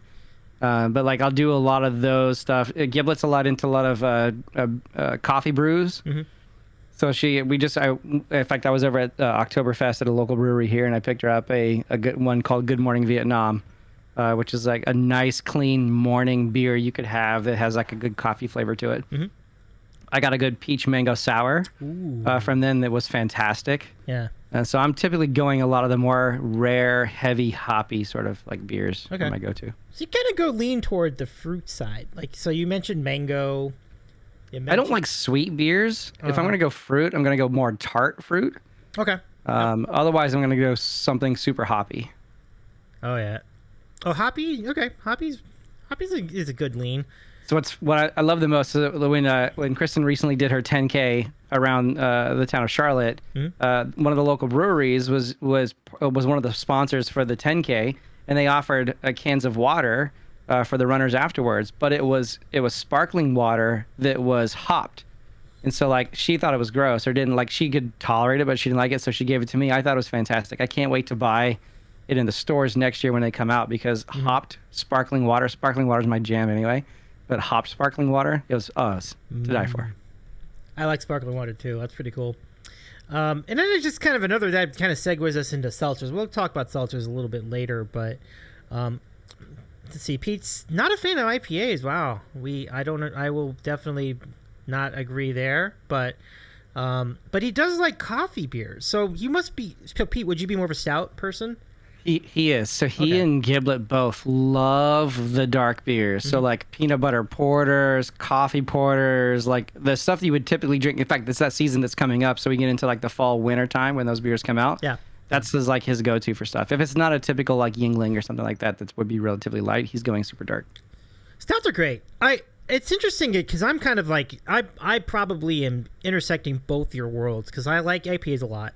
I like stouts a lot too. So, you all of you here are going to be heading to a great beer city. San Diego is one of the best in the country. It's amazing. Really? It's an amazing beer city. It is unbelievable. You have to give me something to get. Like give me a brand or a type of beer to go get. Ale Smith, anything is amazing. Ale Smith is just phenomenal. And now, if you want to go in the sour direction, then I would say Ballast Point is going to be your jam. Okay. Really I know good. Ballast Point. Yeah, really good. So those two are my favorite. Stone is good. If you want to go hoppy, Stone will hook it up with a hoppy. I think 805 is kind of in the hoppy range. So yeah, you can't lose. I think all those brands are great. Like they all have something to offer. Pete, if you're in the mood for the stout, Ale Smith has like a nut brown ale, which I'm a huge fan of. I completely endorse that one. And then if you want to lean in more towards the I don't know, like the but there's also a Pale Ale 394 ale, which I think is really, really, really, really good. 394 because that was Tony Gwynn's batting average when the strike happened in 1994. He was heading towards a 400 season sports ball, but that's why it's named that. So I will hate everything.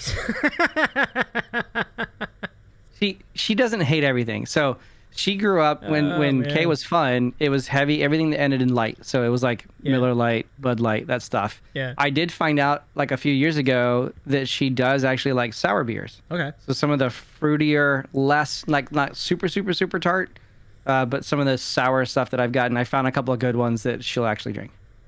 That's great. And Ballast Point would hook it up there too. I think they have like a watermelon-based sour. Like they have. There you go. Yeah. There's something for... Like say like Ale Smith, Pete, for you. Ale Smith has a Mexican dark chocolate sea salt and Mexican coffee stout. Like to me, that sounds amazing. Pete, that's going to be great. Oh my goodness. It's like a pork chop in a can. Yeah. I don't drink very often, says Kay. My response is sometimes, well, I don't hate it. That's what she says that a lot, yeah. Jason says, I mean, I have my ham license, but I think it's super weird how hardcore you guys are about the International Phonetic Alphabet. Nice. I would straight. Yeah. See, I'm folks. I can't. You all are gonna have a blast. I just, as long as you can figure out the transportation after the fact, you'll be good. Or just drink close. That's fine. I mean, we're gonna walk everywhere. Cool. For the most part, we're staying at the hotel that's connected to the convention center, so it's not far from the airport. In a good spot. And we're just gonna walk. Yeah. That's phenomenal. Yeah. If you can hike it up a little bit to Little Italy, you could take the trolley up there too, and there'll be lots of cool places to drink there too. I think that'll have some good spots. But the gas will have plenty of great beer. You're in a good spot. And I'm just excited on your behalf, like all the cool beer you're all going to be drinking. It's going to be great. Let me know what you all think. Well, I mean, I'll be there, but I'm looking forward to see which ones you like the best. Yeah. I think we're going Friday night will be our night to party at Shout House or whatever. So we're gonna go do that too. Nice. Now is Shout House a piano bar? It is. Okay, cool. Just double checking. Like I know that sounds like a dumb question, but so we know the bar will be better than what happened in San Francisco that one. Oh my! Like I can't even put into words how horrible that was on a holiday weekend. Like I can't. Like I was shocked. We almost got kicked out. I don't blame you. Like the clips you sent us on the bar Discord was just brutal. It was bad. I mean, if you're a dueling piano player and you don't know Piano Man like by heart, and you're reading it and playing it and you still get it wrong, like you should just stop doing it.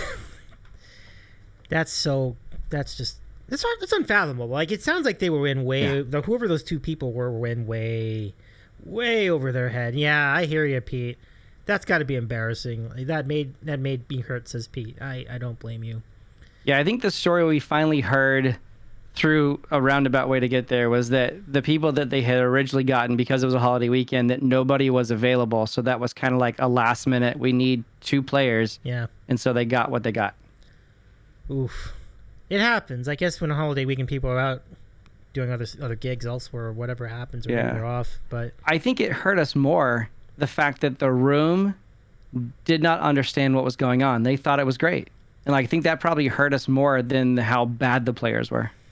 Yeah, that's disappointing. Like, it's funny that they were just vibing with it, like as it was fine. It just goes to show you that maybe they're not paying as much attention to the music, and that is disappointing. I agree, but I guess in a world where 4 chords can get you a hit song, maybe that makes sense.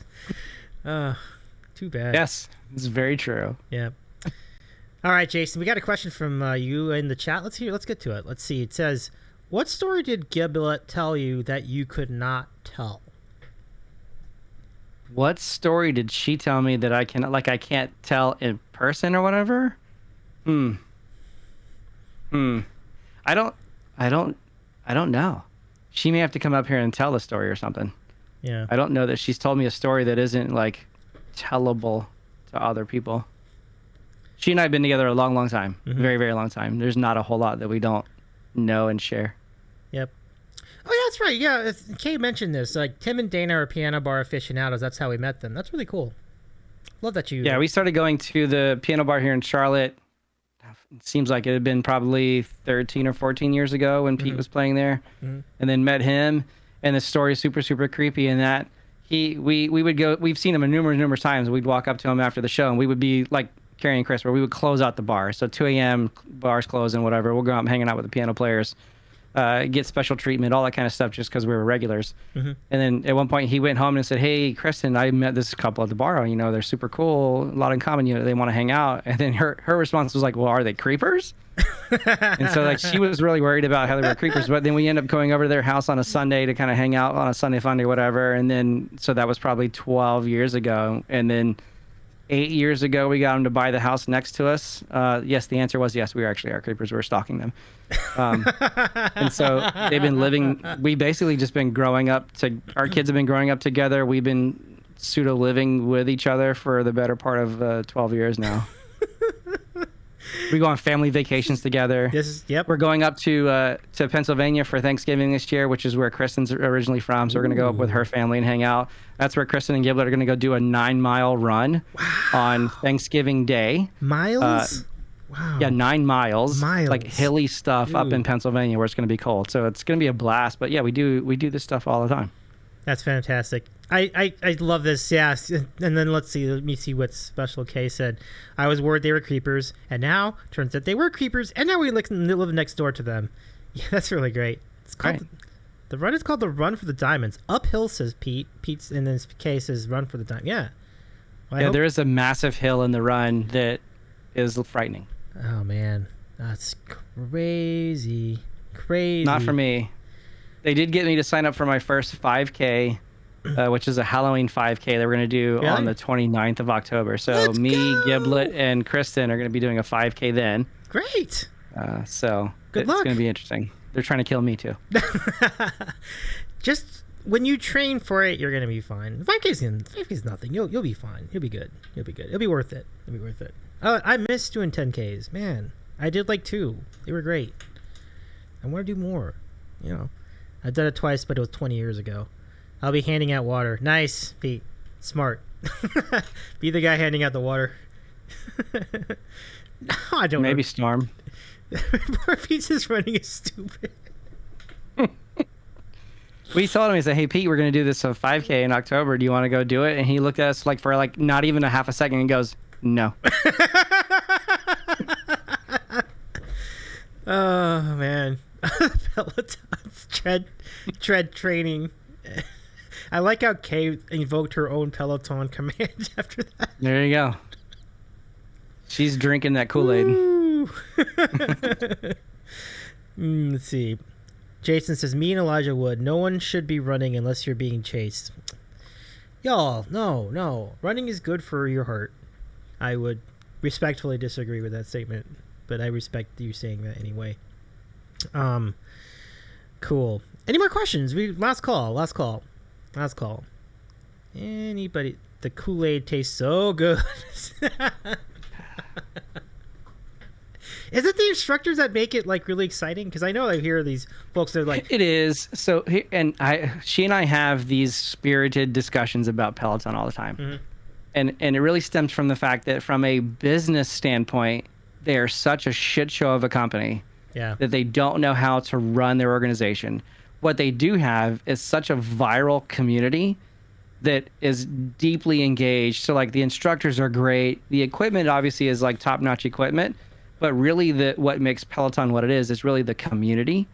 And so they understand that very, very well. What they don't understand is to really how to like arm that community to then grow the company. So they continue to make stupid decisions over there. The Peloton row, the rower they just came out with a prime example.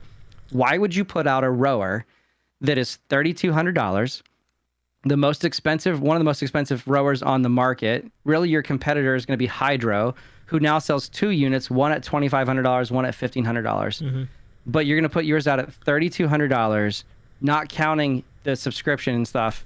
And so if you're looking to try to sell it, but you've said that you're not about hardware anymore, like it just, none of the decisions make sense. Like you should have pitched it way low to get rid of the, or sell it off or whatever to get it more out there to kind of, you want to buy that market up from Hydro, but they're not doing that. Now all they're doing is pushing people who are on the fence. I'll just go buy the Hydro for $1,500 because it's not really that different from the rower. Like it doesn't, like they just continue to make stupid business decisions over and over again. It irritates the crap out of me. Sounds a lot like Twitch, actually. All of that. The community features. Yeah. The poorly run company. The stupid decisions. It just seems there's a lot of things going on. I know. Like it just doesn't make sense to me.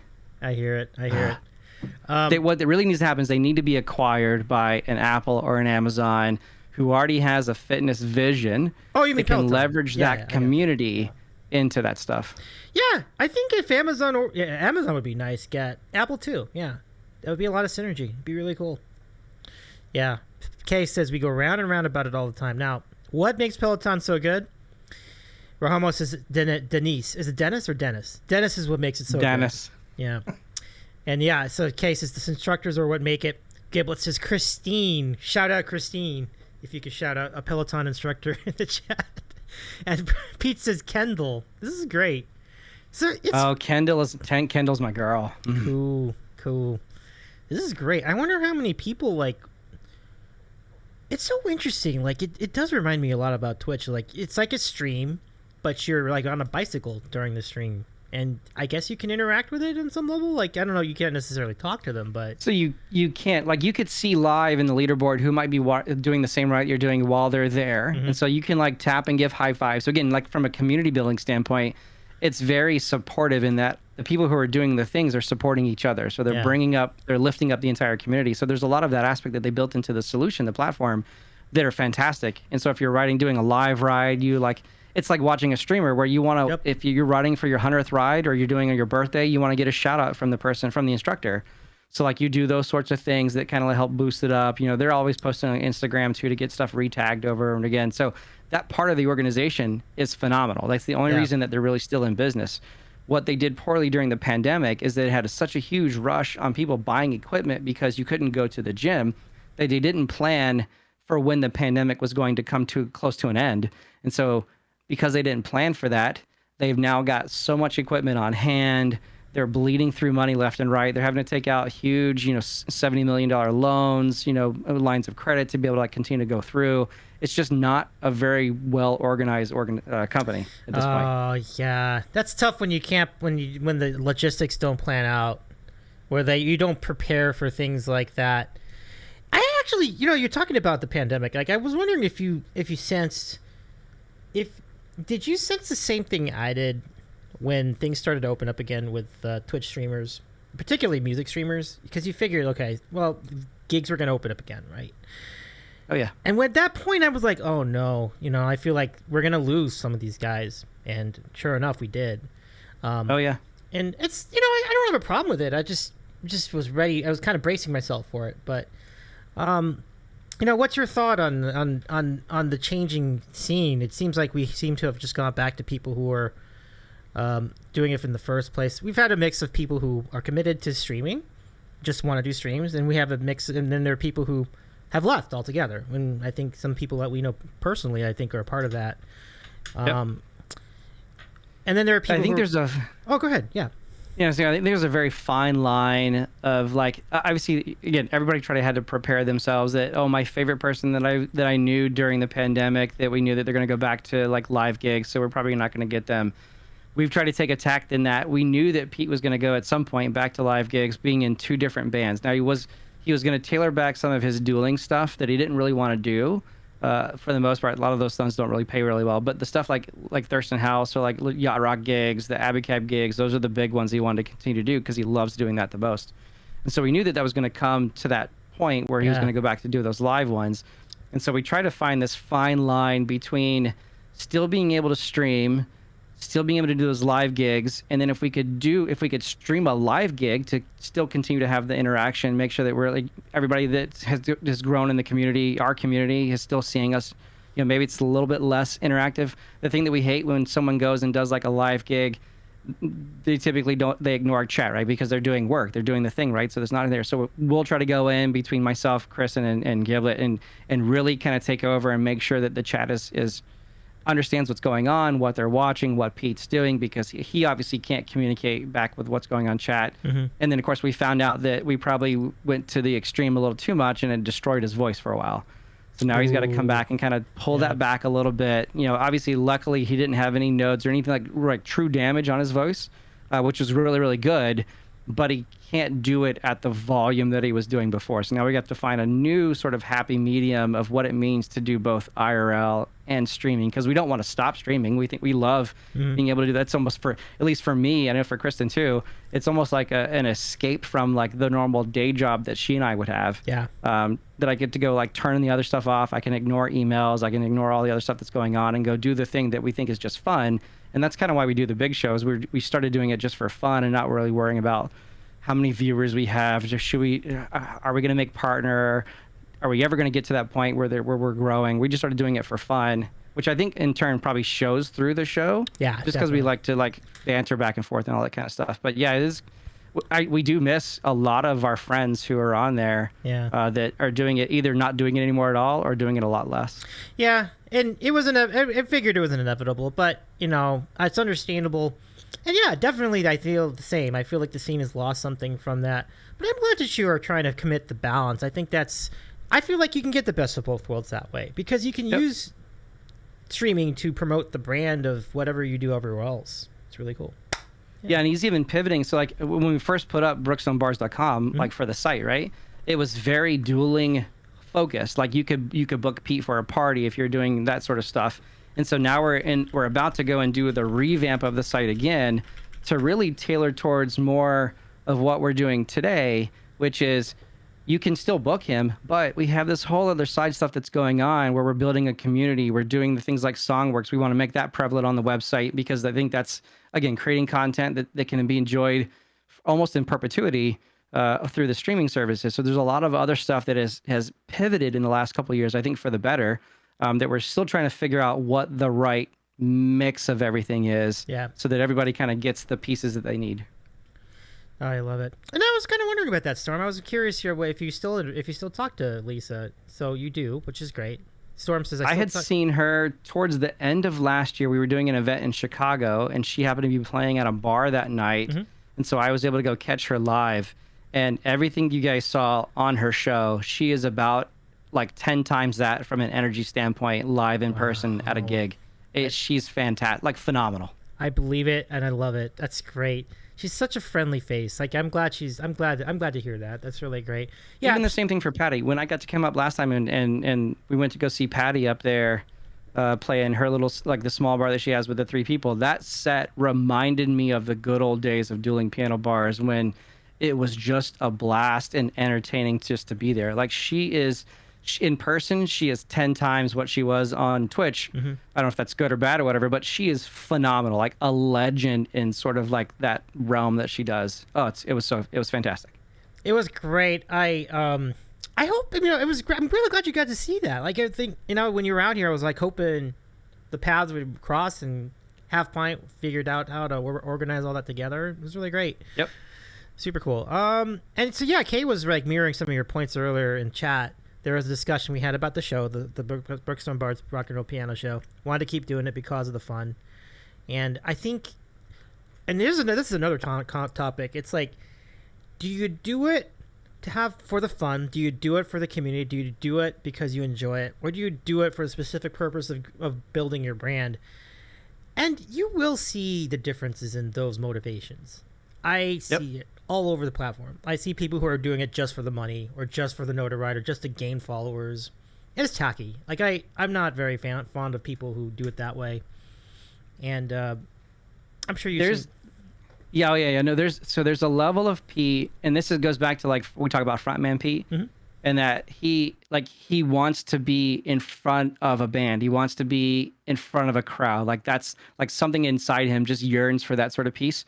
So being able to go and play for 100 people on Twitch or big numbers with big raids, like that's huge for him. And it kind of like, it almost scratches that itch. There's another level of that where we never really did it for money. I mean, we didn't really need to do it for money when we started doing it. So like everything that we ever got, whether it be through bits, subs, Twitch donations, whatever, that money went directly back into the show. So we bought new lights. So we bought, a better computer. Like we bought other stuff to make the show better because we wanted the show to continue to evolve. There's nothing more that we hate than to see like you're watching the same show and it's over and over again. Now, granted, it irritates me a little bit because we a lot of do the same songs, and granted, it's all request driven. So people love to hear the same stuff over and over again. But we would love for the song list to continue to evolve. We love for the overlays and the look of the show to continue to evolve. Otherwise, we don't want it to ever get stale. Yeah. And so we continue to do it for fun. We do the big shows for fun. He found a niche with Songworks, which I think is going to it's going to hugely take off when the first album comes out and he starts to work on volume 2. And then, of course, we had a good friend of theirs that coined that Tender Thursday phrase. And so that's kind of like been its own little animal as well. So I think we found a good mix of 3 unique styles of show throughout the week. Now it's just a matter of managing managing him from a physical standpoint to make sure we don't burn him out. Yeah, I think that's great. I mean, it's a challenge. I totally understand. I totally understand that. And it's just great to see the comments by everybody here. I thought it was obvious you all were doing it because you're doing a show for you, but you're also doing a show for like us as far as our community is concerned. And we can feel that. And I'm hoping that at least, I feel like we reciprocate that back. I think it's really great that we do. I mean, even like being able to meet, Half Pint and Carlos and stuff in person, and meeting you in person, meeting Elisa in person, like being able to kind of engage with some of these people, even like not in person, but like maybe chatting on Discord, private chats, talking to like Carrie Ann, over the past few years. Like there's a lot of love in the community, especially in the music space on Twitch. Definitely. That we absolutely feel the reciprocal nature to that coming back to us, just because it's like we can't believe that we have people that like know who we are at this point. Like it's super, super weird for me. Just to go, oh, hey, you're the guy, blah, blah, blah thing or whatever. And then I've used it even in my personal life. And then I've taken one of the shows that we've done, like one of the YouTube singles, and posted that on my LinkedIn for work related, like during the pandemic, saying, hey, I know this is a rough time for everybody kind of stuff. And this is really one way that I kind of like step back and kind of helps me forget about kind of what's going on in the world today. And so like being able to leverage stuff like that in your personal life to help kind of push yourself forward, I think is huge. And so that's kind of one of the main reasons why we do it, is it's almost like an escape for us that we then turn. And obviously if we never got the stuff back from the people in the chat and then through Discord, it would feel really weird and we probably would stop doing it, but we're not going to stop doing it because we feel the love in that community coming back to us. We've met so many amazing friends over the past couple of years. I've been seeing that in the chat too. Like I love seeing that. And I'm no different. I've met so many cool people like yourself, like everybody here in chat. I've met so many people in real life too, which is just kind of nuts to think about how many people, and I know you have too, like you've met so many people through your travels and what have you. I think you were even like in London at one point. Did you meet Dude Killers at one point? I remember that. We did. So Dude Killers and I spent an entire day in London going around. Wow. So he took a train up. He's about an hour north of London proper. So he took the train into the town. I met him, had never obviously met him in person ever, but we were texting each other when we got there and met up at a coffee shop in the morning, and we basically spent the entire day together. It was It was absolutely fantastic. We did lunch. We went all over London. It was one of the best days. That's a great day. Wow, I love that so much. Dude Killers, if you're watching this on VOD or if you're in chat, that's really cool that you got to hang out with Tim. That is definitely awesome. Special cases, the guy at the dealership never knew I sang. I worked there for over a decade and they had no idea. That's interesting. Isn't that interesting? Yeah. It's like and now she's a recording artist. Yes. You're on Spotify. Okay. Yeah. I appreciate that. You have more hits on Spotify than a lot of people, actually. That's pretty cool. That's really She's cool. got another one coming in Songworks Volume 1. Oh man, I can't wait. You know, if it comes out right around the time, like right in time for the Twitchcon release party, let's go. Release party, let's go. Yeah, so we'll probably talk about this a little bit on the show, the 4th, whatever. Okay. So there's going to be 4 songs that are probably going to be mastered, but it may not make the streaming services in time. So we're trying to find some creative ways to still allow people to hear maybe clips or whatever while it's kind of getting processed. And of course, there's going to be a little bit of a delay for the entire album because of obviously Pete hasn't been able to get into the studio with his voice and everything to kind of wrap up what needs to be done there. So slowly but surely, about half of the album is ready to be mastered, and so that's kind of what's gotten sent off. Nice. So those songs, again, handpicked. It's absolutely phenomenal. The entire album is phenomenal. Well, once it does I can't come wait. out, Like everybody's gonna get blown away. I'm really looking forward to it. It's gonna be. I will be pins and needles and waiting for that release, pre-saving everything. It'll be really great. There is the last one we heard. There was one I can't remember. Like Pete, you can say in the chat which one it is because I remember the name of the song. But had a really good friend of ours that's a huge black guy that has like this sultry sort of gospel voice that sang one of the songs. And as soon as he started doing it, you're like, oh, this is it. That's absolutely what this song needed. Like it's 100%. Like it's just gonna blow people away. Love it.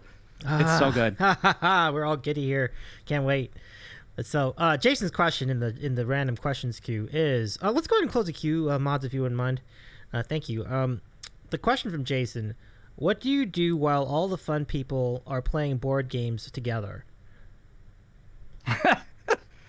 I see your jab, Jason. I will appreciate that. I am not a board game player ever and will not be. Typically, while they're doing that, I'm either doing development, so I'm either doing work on the side, or I'm probably playing, Apex or some other video game at the time when they're doing all that. They're up pretty late. It depends on what game they're playing, but sometimes they're not done till like 2 a.m. or whatever. I'm not going to tell them why. I was gonna say, tell them why. Oh my God. I don't think, for me, and I'm not saying that there's anything wrong with board games. There's no joy in board games for me. I was terrorized as a child playing many days of Monopoly, and I always felt like as a child that my parents would cheat. And so I don't know if that's traumatized me enough to where I don't care about board games, but there's nothing about a board game that looks fun to me. Oh man, traumatized memories, repressed memories of your childhood. And of course, there's nothing that's like, I don't care, like short of like playing like Cards Against Humanity, which I will play. Nothing else that goes, oh, play this board game with us. It's typically like a 4 to 5 hour game. No, I would rather go run. Like, I'll give you the same answer Pete gives about running. No. Pete says, I've told you a million times, it's because you were playing Monopoly, which is a very valid... Monopoly's its own animal. It's not a typical board game. It's a frustrating game in a lot of ways. So, I will do card games. Like, there's another game that we play called Books and Runs that I will play, because that's, like, for me, mentally using my mind, making those sort of, like, puzzle-esque, try to kind of stuff together, or Cards Against Humanity, because I'm super wrong most of the time. And so I like playing those games, but I won't play a board game. Nope. Well, card games are not board games. Just to be clear, Correct. Not the same thing. Books and Runs, yay. Pete says Monopoly blows. It's unwinnable unless everyone quits. I like Monopoly, Okay. But I get the point. Because it's like the end does not happen. It just takes forever to play. I get frustrated at that too. Interestingly, Storm had the question of, what is your earliest memory that was a turning point to who you became today? I think you just said it. I think that was it. Oh man, I mean, there's a number of turning points I would think that could answer that too. Yeah. One of those would have been one, but I mean, like I remember like the cooking side of my life. I remember watching season 4 of Top Chef. Nice. And Stephanie Izard won that season, and so I remember watching the prior, like season 3 to last, like the finale as they do the marathon prior to that, and then watching all of season 4. And that was probably the first time I watched Top Chef ever in my life. Mm-hmm. And then a number of work trips to Chicago. I go to her restaurant, Girl and the Goat, which is probably one of my favorite restaurants in Chicago. And I got to meet her. We went there one night late. She had already left for the day, like missed her by like 20 minutes. Because I never know, like you're on Top Chef, you're like the celebrity person, whatever. Do you actually work in your restaurant? So we got to be friends with the wait staff there that night, and they said, come back in tomorrow. She'll be here tomorrow. So we come back in the next day. I got to spend a good 10 minutes with her and talk to her about a bunch of stuff, whatever. She was amazingly nice. From that point on, for the next couple of years, when I would go to Chicago, I could go buy Girl in the Goat, and they would just send me stuff because they were just amazing there. Here, try this. This is brand new. And so that sticks heavily in my mind, and that really got me into a lot of cooking in my career. Cool. In my career, I don't have a career in cooking, but there's a lot of that stuff. I have a lot of mentors in my life that kind of turned me down sort of the technology path and kind of where I am today, that I attribute a lot of that stuff to. But yeah, there's a lot of that. That is really cool. Like, I really appreciate you stepping back through those memories. Like, I've always wondered where your passion for food comes from, and I think that has that's a big part of it. So it's really neat. Yeah, I think when you see what people's passions truly are, and I think it's really good to explore that. And I think everybody's got different things that they really get into. So thank you for the question, Storm. I appreciate you very much for that. Fun fact: Tim is a phenomenal chef. Verified. I've seen you do it. It looks amazing. Your work is really, really, really good. I completely agree with that statement. Completely agree. It's fun. It's one of those things where, like in the Pete world, he's obviously performing to get some sort of elicit a response out of people that kind of gives him that high. Same thing for me. If I'm composing a dinner for something, because we always do Sunday Funday, we have a rotating calendar for the entire cul-de-sac, so someone's always rotating on cooking on a Sunday for Sunday Funday. And so if I'm composing a dish or whatever we're doing, or I'm trying something new, like I want to make sure that everything's great, that it's as perfect as it possibly can be, and really wait to get. I want that's almost like that high you get when someone goes, "Oh, this is amazingly good," and I go, "Oh, that makes you then feel really good." That's great. Is there a particular dish you're proud of that over the? It's hard to answer a question like that, but it is really, really hard to answer. Like I know that the people who eat the stuff have some favorites in there. There was one year I made a cilantro chicken and dumplings for the girls for their birthdays or for some sort of event or whatever that they think is absolutely amazing. It's getting close to soup season here again with the weather kind of changing. So we were talking the other day about there was one year I made a homemade tomato soup. So completely like almost like a tomato bisque, and we do fancy grilled cheeses to go along with it because there's nothing better than dipping a grilled cheese inside tomato soup. So there's one of those. I do a really good like a squash sort of like soup or squash bisque. You can do a pumpkin one too. Like there's a lot of those. It's getting soup season, so it's going to be great with those sorts of stuff. I've done the other part, like so for Super Bowl every year I throw a huge Super Bowl party, and so that's kind of the one day out of the year that's like I have a chef coat that I put on for that day, and I typically will tailor the menu towards the two teams that are playing. So there have been years where I've done like sushi variants for both teams. There have been years where I've done like salmon sliders with a nice spicy aioli on top for like Seattle. I do pulled pork tacos is probably the number one thing that I do with some Asian slaw. I do that a lot.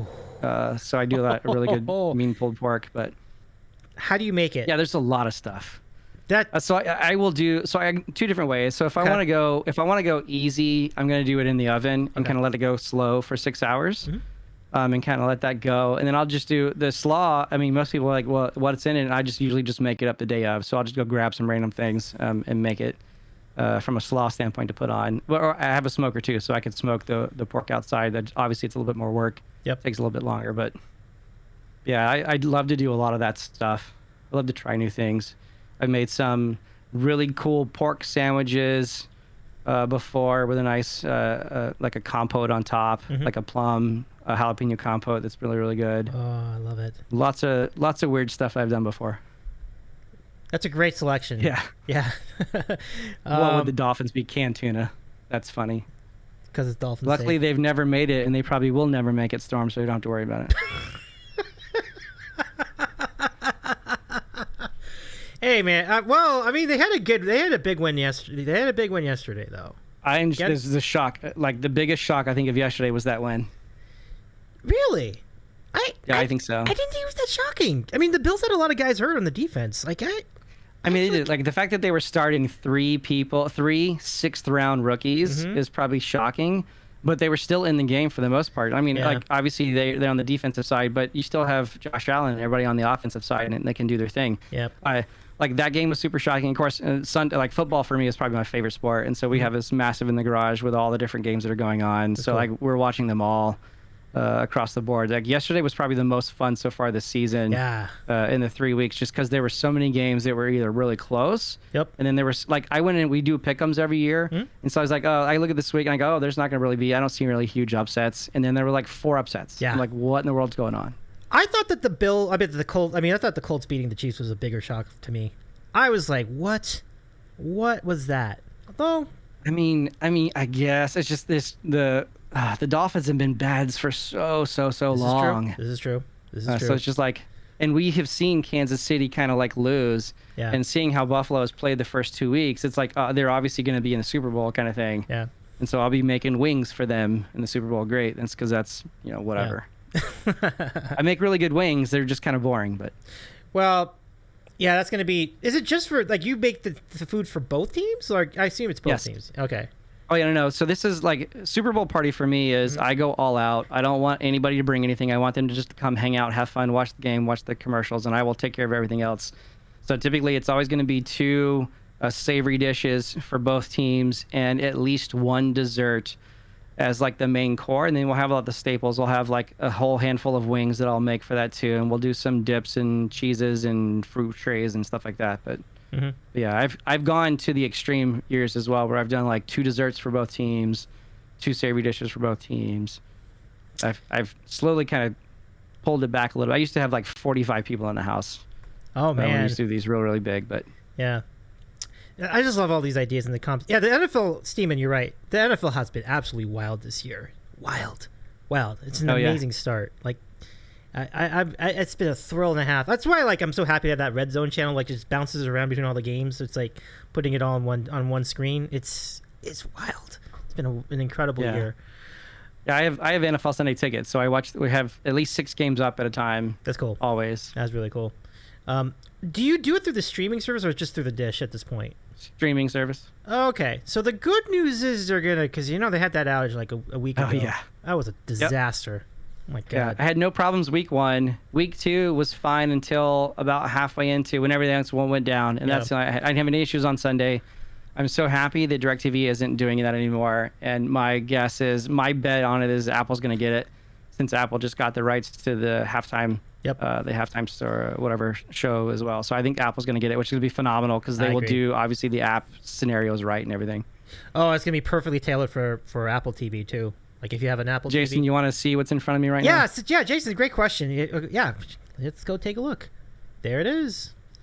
There are all the monitors. So you've got.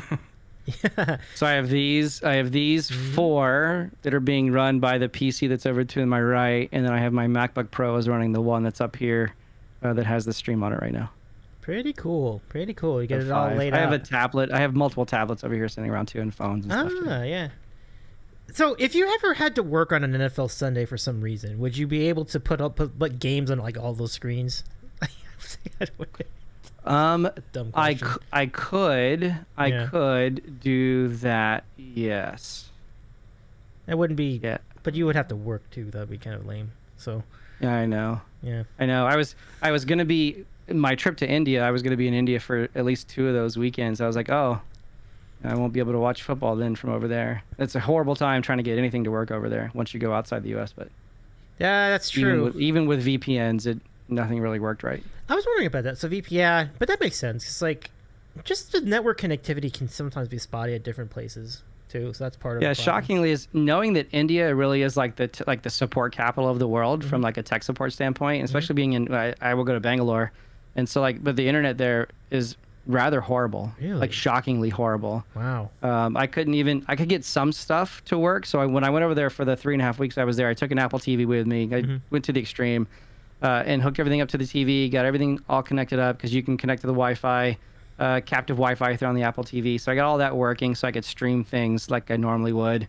But I couldn't get into, there's a few things I couldn't get into. So I ended up just like plugging my iPad into the TV, connecting to a US VPN on my iPad, and then streaming stuff that way if it would cooperate. But oh, I see.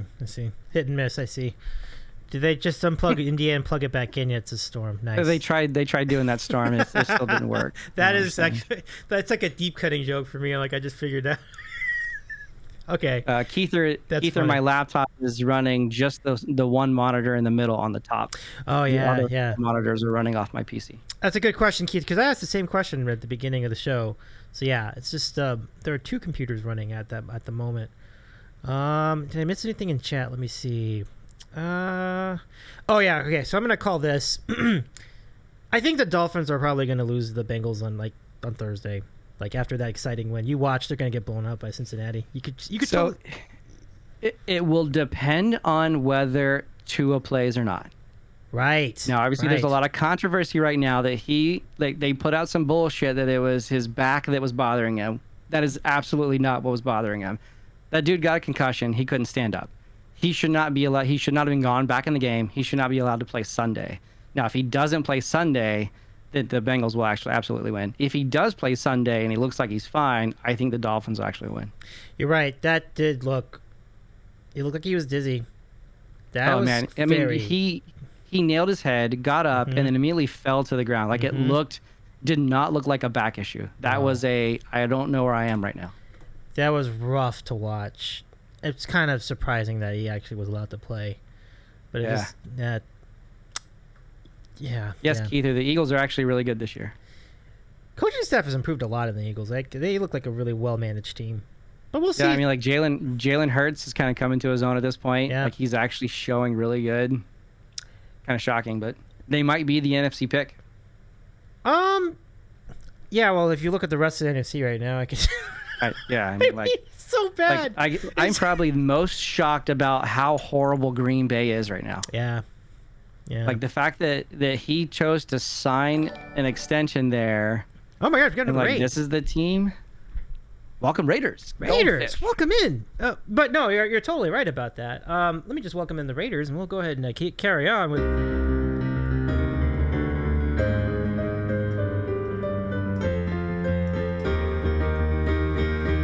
I protect the riot. I protect the riot. Oh my goodness, Goldfish 19, welcome in. How's it going tonight? How are you doing? You were just playing Gauntlet Slayer Edition. Welcome in. My name's Davey. I'm a variety streamer, and I'm hosting the Sandwich Show tonight with our friend Timma, who you know from the Brookstone Bards Rock and Roll Piano Show, the technical genius behind the operation of the Brookstone Bards, and also a big football fan. We were just talking football as it came in. But how was your Gauntlet stream? I hope you're doing well. Goldfish is, I think... I've seen you around a lot of cool channels, and Goldfish, we're glad to have you as a part of our community tonight. I appreciate you. So, everybody, give our friend Goldfish 19 a follow. It's nice to see you again, my friend. Yeah, it's just going back to the football stuff. Yeah, it's really gonna, yeah, it's just kind of and the Bengals being as bad as they are, it doesn't surprise me quite as much as the Packers. Because the Super Bowl... No, because they didn't do anything, right? So, like, the problem they had last year, even going into the Super Bowl, is they could not protect him. Exactly. And so and they did not do anything to help that this year, and so that's why he's just getting blown up left and right again. Yep. Yeah, exactly. And so, many people were calling it, right, like, literally, like, hours after the Super Bowl. Like, they're not going to do that again, because they're like... He really... The protection had been, even that season when they went to the Super Bowl, it wasn't good. It was really rough. And... Yeah, and... my biggest irritation right now is like the coach last year getting into the Super Bowl, like he was proud of the fact that we didn't have to change anything that what we were doing. Well, but you lost. And so if you have that sort of mindset on your team and your quarterback is getting destroyed and you're losing because he's getting sacked 5 to 8 times a game, seems like you probably should make a change. I don't understand. No, 100%, Tim. The defense hasn't really been that much. Hasn't really improved much either. So it's kind of a mess. I mean, so Green Bay, like as far as what's been going on with the offense, they lost their offensive coordinator Nathaniel Hackett. I didn't think that was much of a difference. Obviously, he's not doing a very good job as a head coach in Denver, but just a funny scenario there. Like you're right. I think it'll get better over time. Like the Packers tend to start slow, but.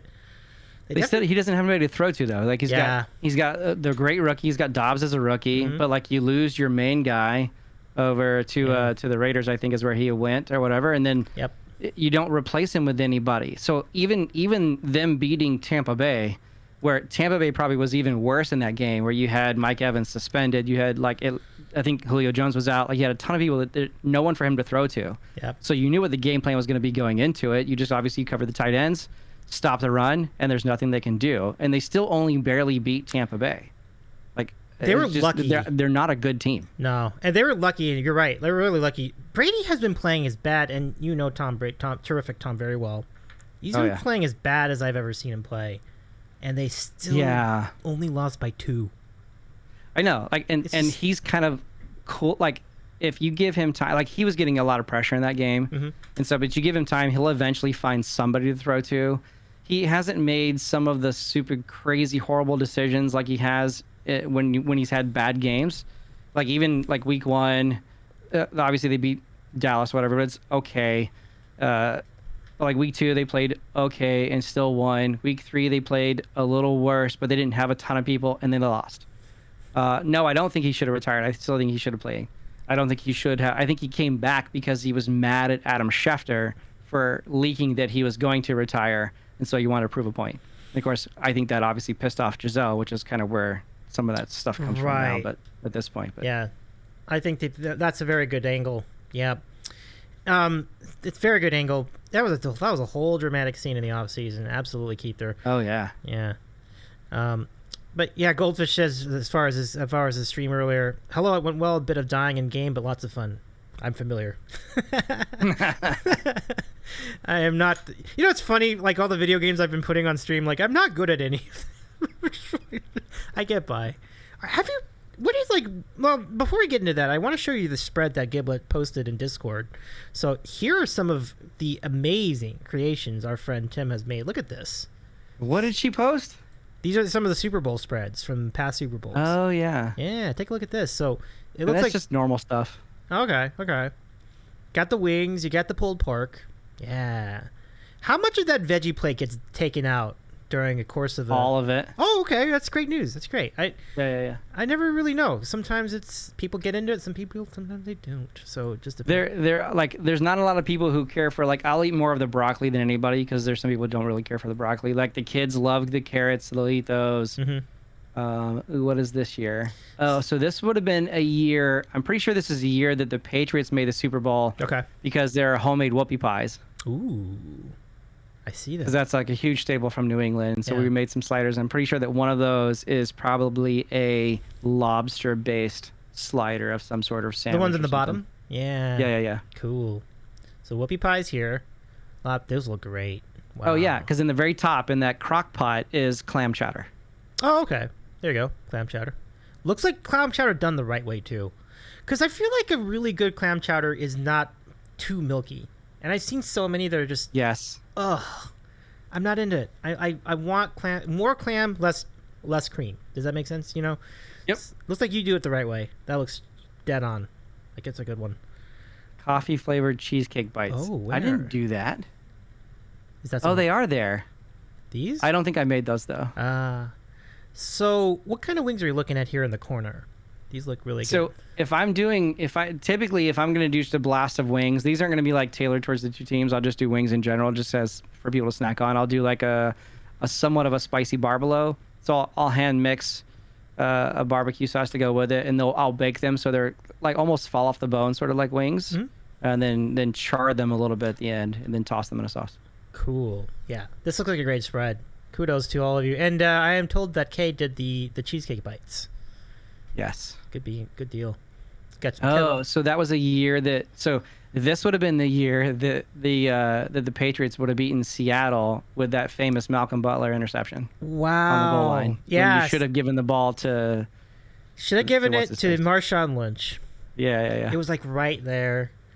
Pete Carroll gets cubed. I've seen this before. I'm a USC fan too, so I know. I was so dejected that game, and I was so mad or whatever. And then when that happened, I ran through the house. I remember that. I remember that night like it was yesterday. Oh my goodness, we got another raid! Holy cow! And Rob, it's almost as if the talk about sports has called our friend Robbie G, a sports host here. What's going on, Robbie? KR's here too. Oh my goodness, what's up, everybody? How you doing? All right, let's bring him in. There we go.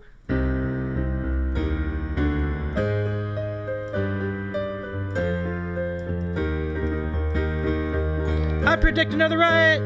I predict another riot.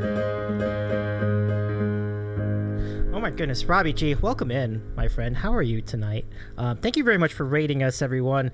Folks, Robbie G is an incredible sports host. He hosts the Sports on the Hill podcast, which is available on multiple platforms. We were talking about multi-streaming earlier tonight. But you can catch him on Twitch at the channel there in the link, linked below, or linked above. How you doing, Robbie? So good to see you. I know things were not so great for your team, but it was an incredible day of NFL. We were just talking about that earlier. So tonight, my name's Davey. I'm a variety host. I am a sports host too, but not here. I'm on sports host on YouTube. But on Twitch, I'm a general talk show host, and I also do a lot of other things here.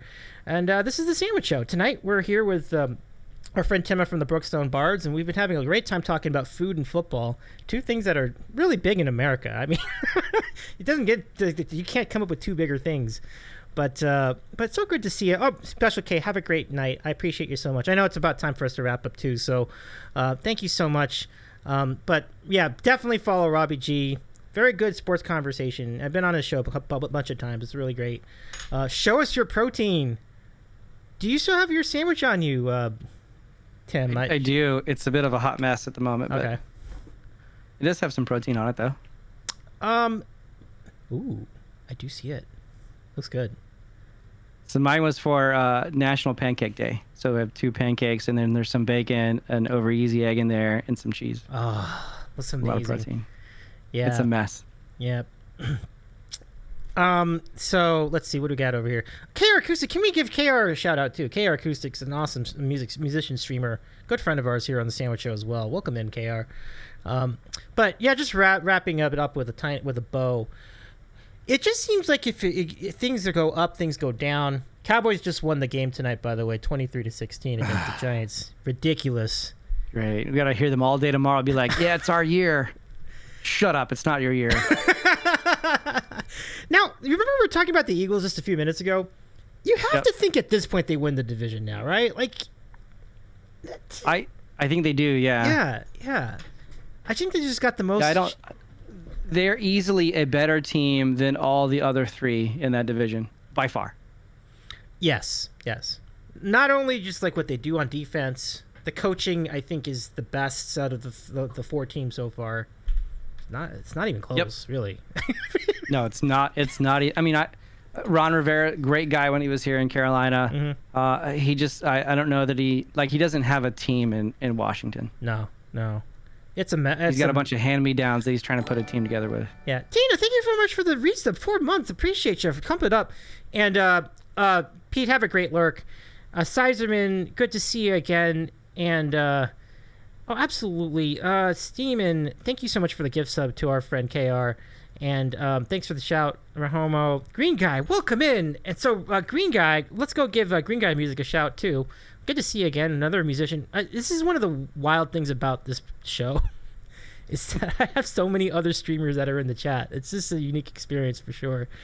But you have had that experience too, right? Like on the bars. I mean, you all get so many like musician friends who are in the chat hanging. Yeah, we used to joke a lot. Like those nights, the times where we would close out like Danielle Large Stream Fest, it turns out to be like we got everybody. So it's almost like you're at the piano bar late at night. Yeah. And like everybody's kind of gone, but then everybody else just got off work at their other event that they were doing, and they all come over to hang out. So now you have just a whole room of everybody who's like awesome.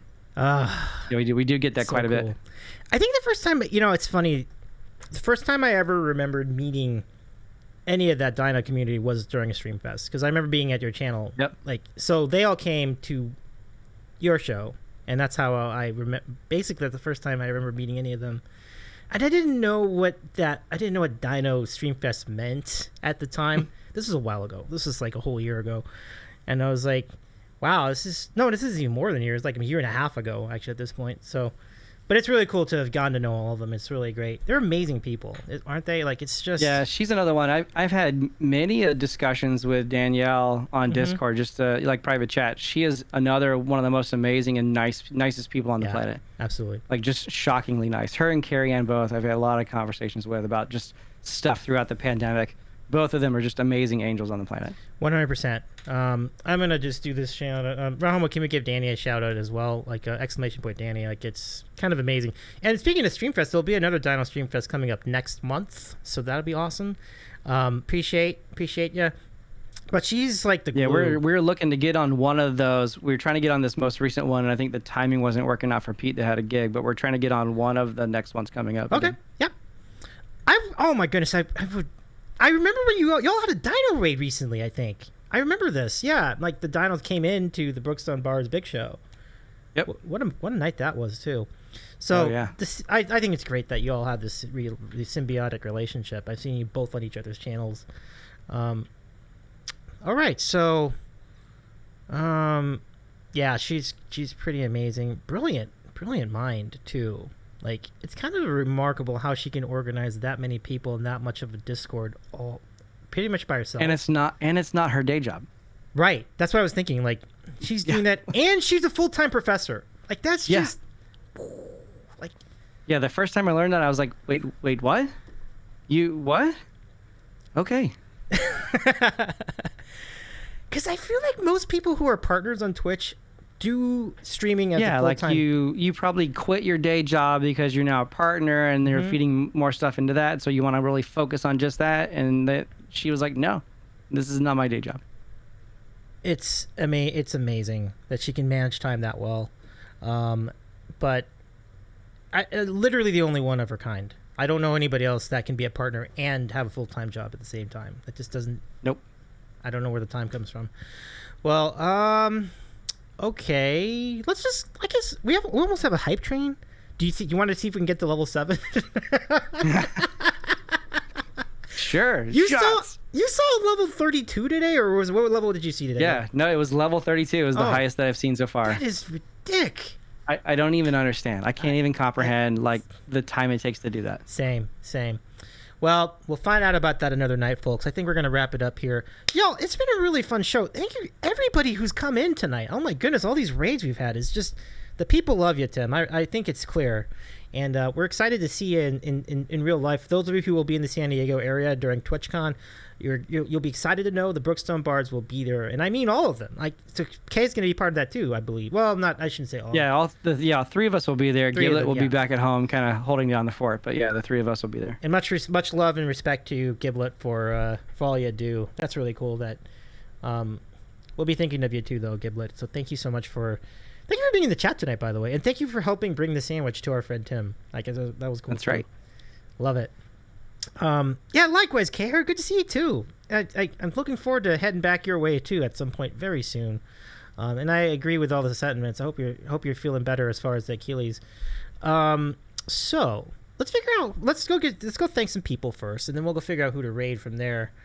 And Tim, you were like, this is the most exciting version of me asking this question because you know so many people on Twitch. I cannot wait to hear your suggestions for raids. You can go so many directions. I'm very curious as to where you would lean.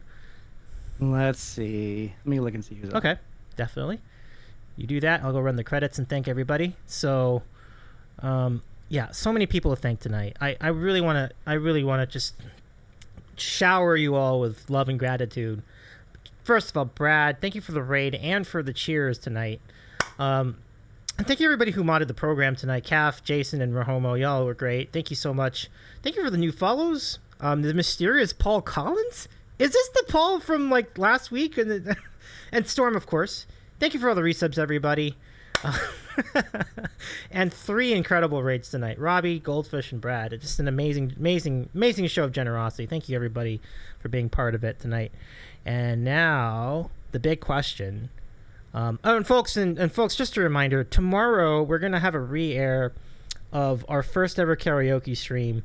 It's basically a watch party, but we hope you'll be there to go tomorrow to relive that. And on Friday, we're going to be back with a piano show. And on Saturday, we'll have Karaoke Night Volume 8. We'll do a Halloween live karaoke. Should be really fun. So lots going on here in the Sandwich Show. Discord for all the particulars, !Discord.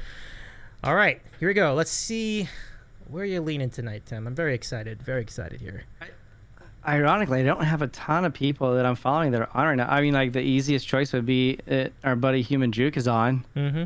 Could always go there. He's go there. obviously a huge friend, real life friend of the show as well. Dig it. A person that we're going to be meeting. Well, I'm going to be. We're all going to be meeting him at some point next week because like he'll be in LA for a couple of days. So I'm really excited about that. Yep. Can't wait. Yeah, I think he's going to be performing with Risky Biscuit. Yes, I heard. Twitchcon. I'm at Twitchcon. Yep. That might be the best band there. Well, I mean, Halocine's there too, but definitely one of the best. I don't know that they're going. Oh, you I don't know know that Halocine's going. So they may not be going. I thought they were going. Okay. Yeah, so they may be. So they obviously just got off of their tour, their U.S. tour, so they may be taking some time to do other stuff before that. Yeah, they according to Twitch, they currently do not have a ticket. Oh, okay. Then I'll take that back. No worries. Okay, so Storm says there's this guy Davey online right now. Nice, thanks Storm, appreciate you. Send my best to Lisa too. Let her know that I'm still thinking. I'm every time that I let her know that we think the taco's still rocking. We're having, and we hope she's doing great out there, in Chicago. So let's go. Yeah, let's go say hi to Human Juke 81. That's a great call. Love it. Let's go. We'll start the raid. So folks, mods, can we get the raid calls in the chat? Our Borks together. By the way, another guy that was in Hambleborg absolutely brought the house down. Really, really good. Because he's not throwing away his Bork, everybody. Remember that. So, yeah. Danny K. A couple more streams in North Carolina before, which isn't too far. It's kind of far, but not too far from where you all are. Because, like, he's just in a different part of the state. No, he's probably by maybe an hour and 45 minutes, hour and a half or so from where we are. Not too far. Yeah. Oh, I love that, Pete. That's right. Yeah, you and Danny and yourself and Pete have performed many times IRL. That's really cool. Oh yeah, they're long time friends for that stuff. Appreciate that. And of course, we met and we did the first dueling show that we did on Twitch. Was we went down to his place in Wilmington and kind of did a dueling show with him. Oh, sweet. That's sweet. So that was pretty fantastic. That's awesome. Okay, start the raid. Let's go head on over and say hi to our friend Danny K. So y'all, once you get to Human Juke 81, please follow Danny K, aka Human Juke 81. Amazing guy, really nice guy, and we all will get to meet him in person about a week from now. So he's incredibly talented. He can play like all the instruments. It's really amazing, even guitar. Like it's really great. So please do that for me. Follow our friend Danny K if you're not already, and let's enjoy some more vibes over there. Tim, thank you again. This has been so much fun. Appreciate all the. I appreciate it. Even just giving me the show. Obviously, I'm just a nobody for the most part. Pete's the really. I won't say this publicly, but it'll be on record that he obviously is the real talent of the show. We can't do a whole lot without him playing. So. Well. I'm just making things pretty. You're very nice to say that, but you're no small part of the Brookstone Bards, and I think it's great that you're all putting such a great show together, one way or the other. So it's really great. All right, folks, let's do the raid. Good night, everyone. For now, we'll see you tomorrow for Watch Party. New live stream on Friday. Take care, everybody, and hang out with us at Human Juke 81. It's gonna be a good time. Take care, everyone.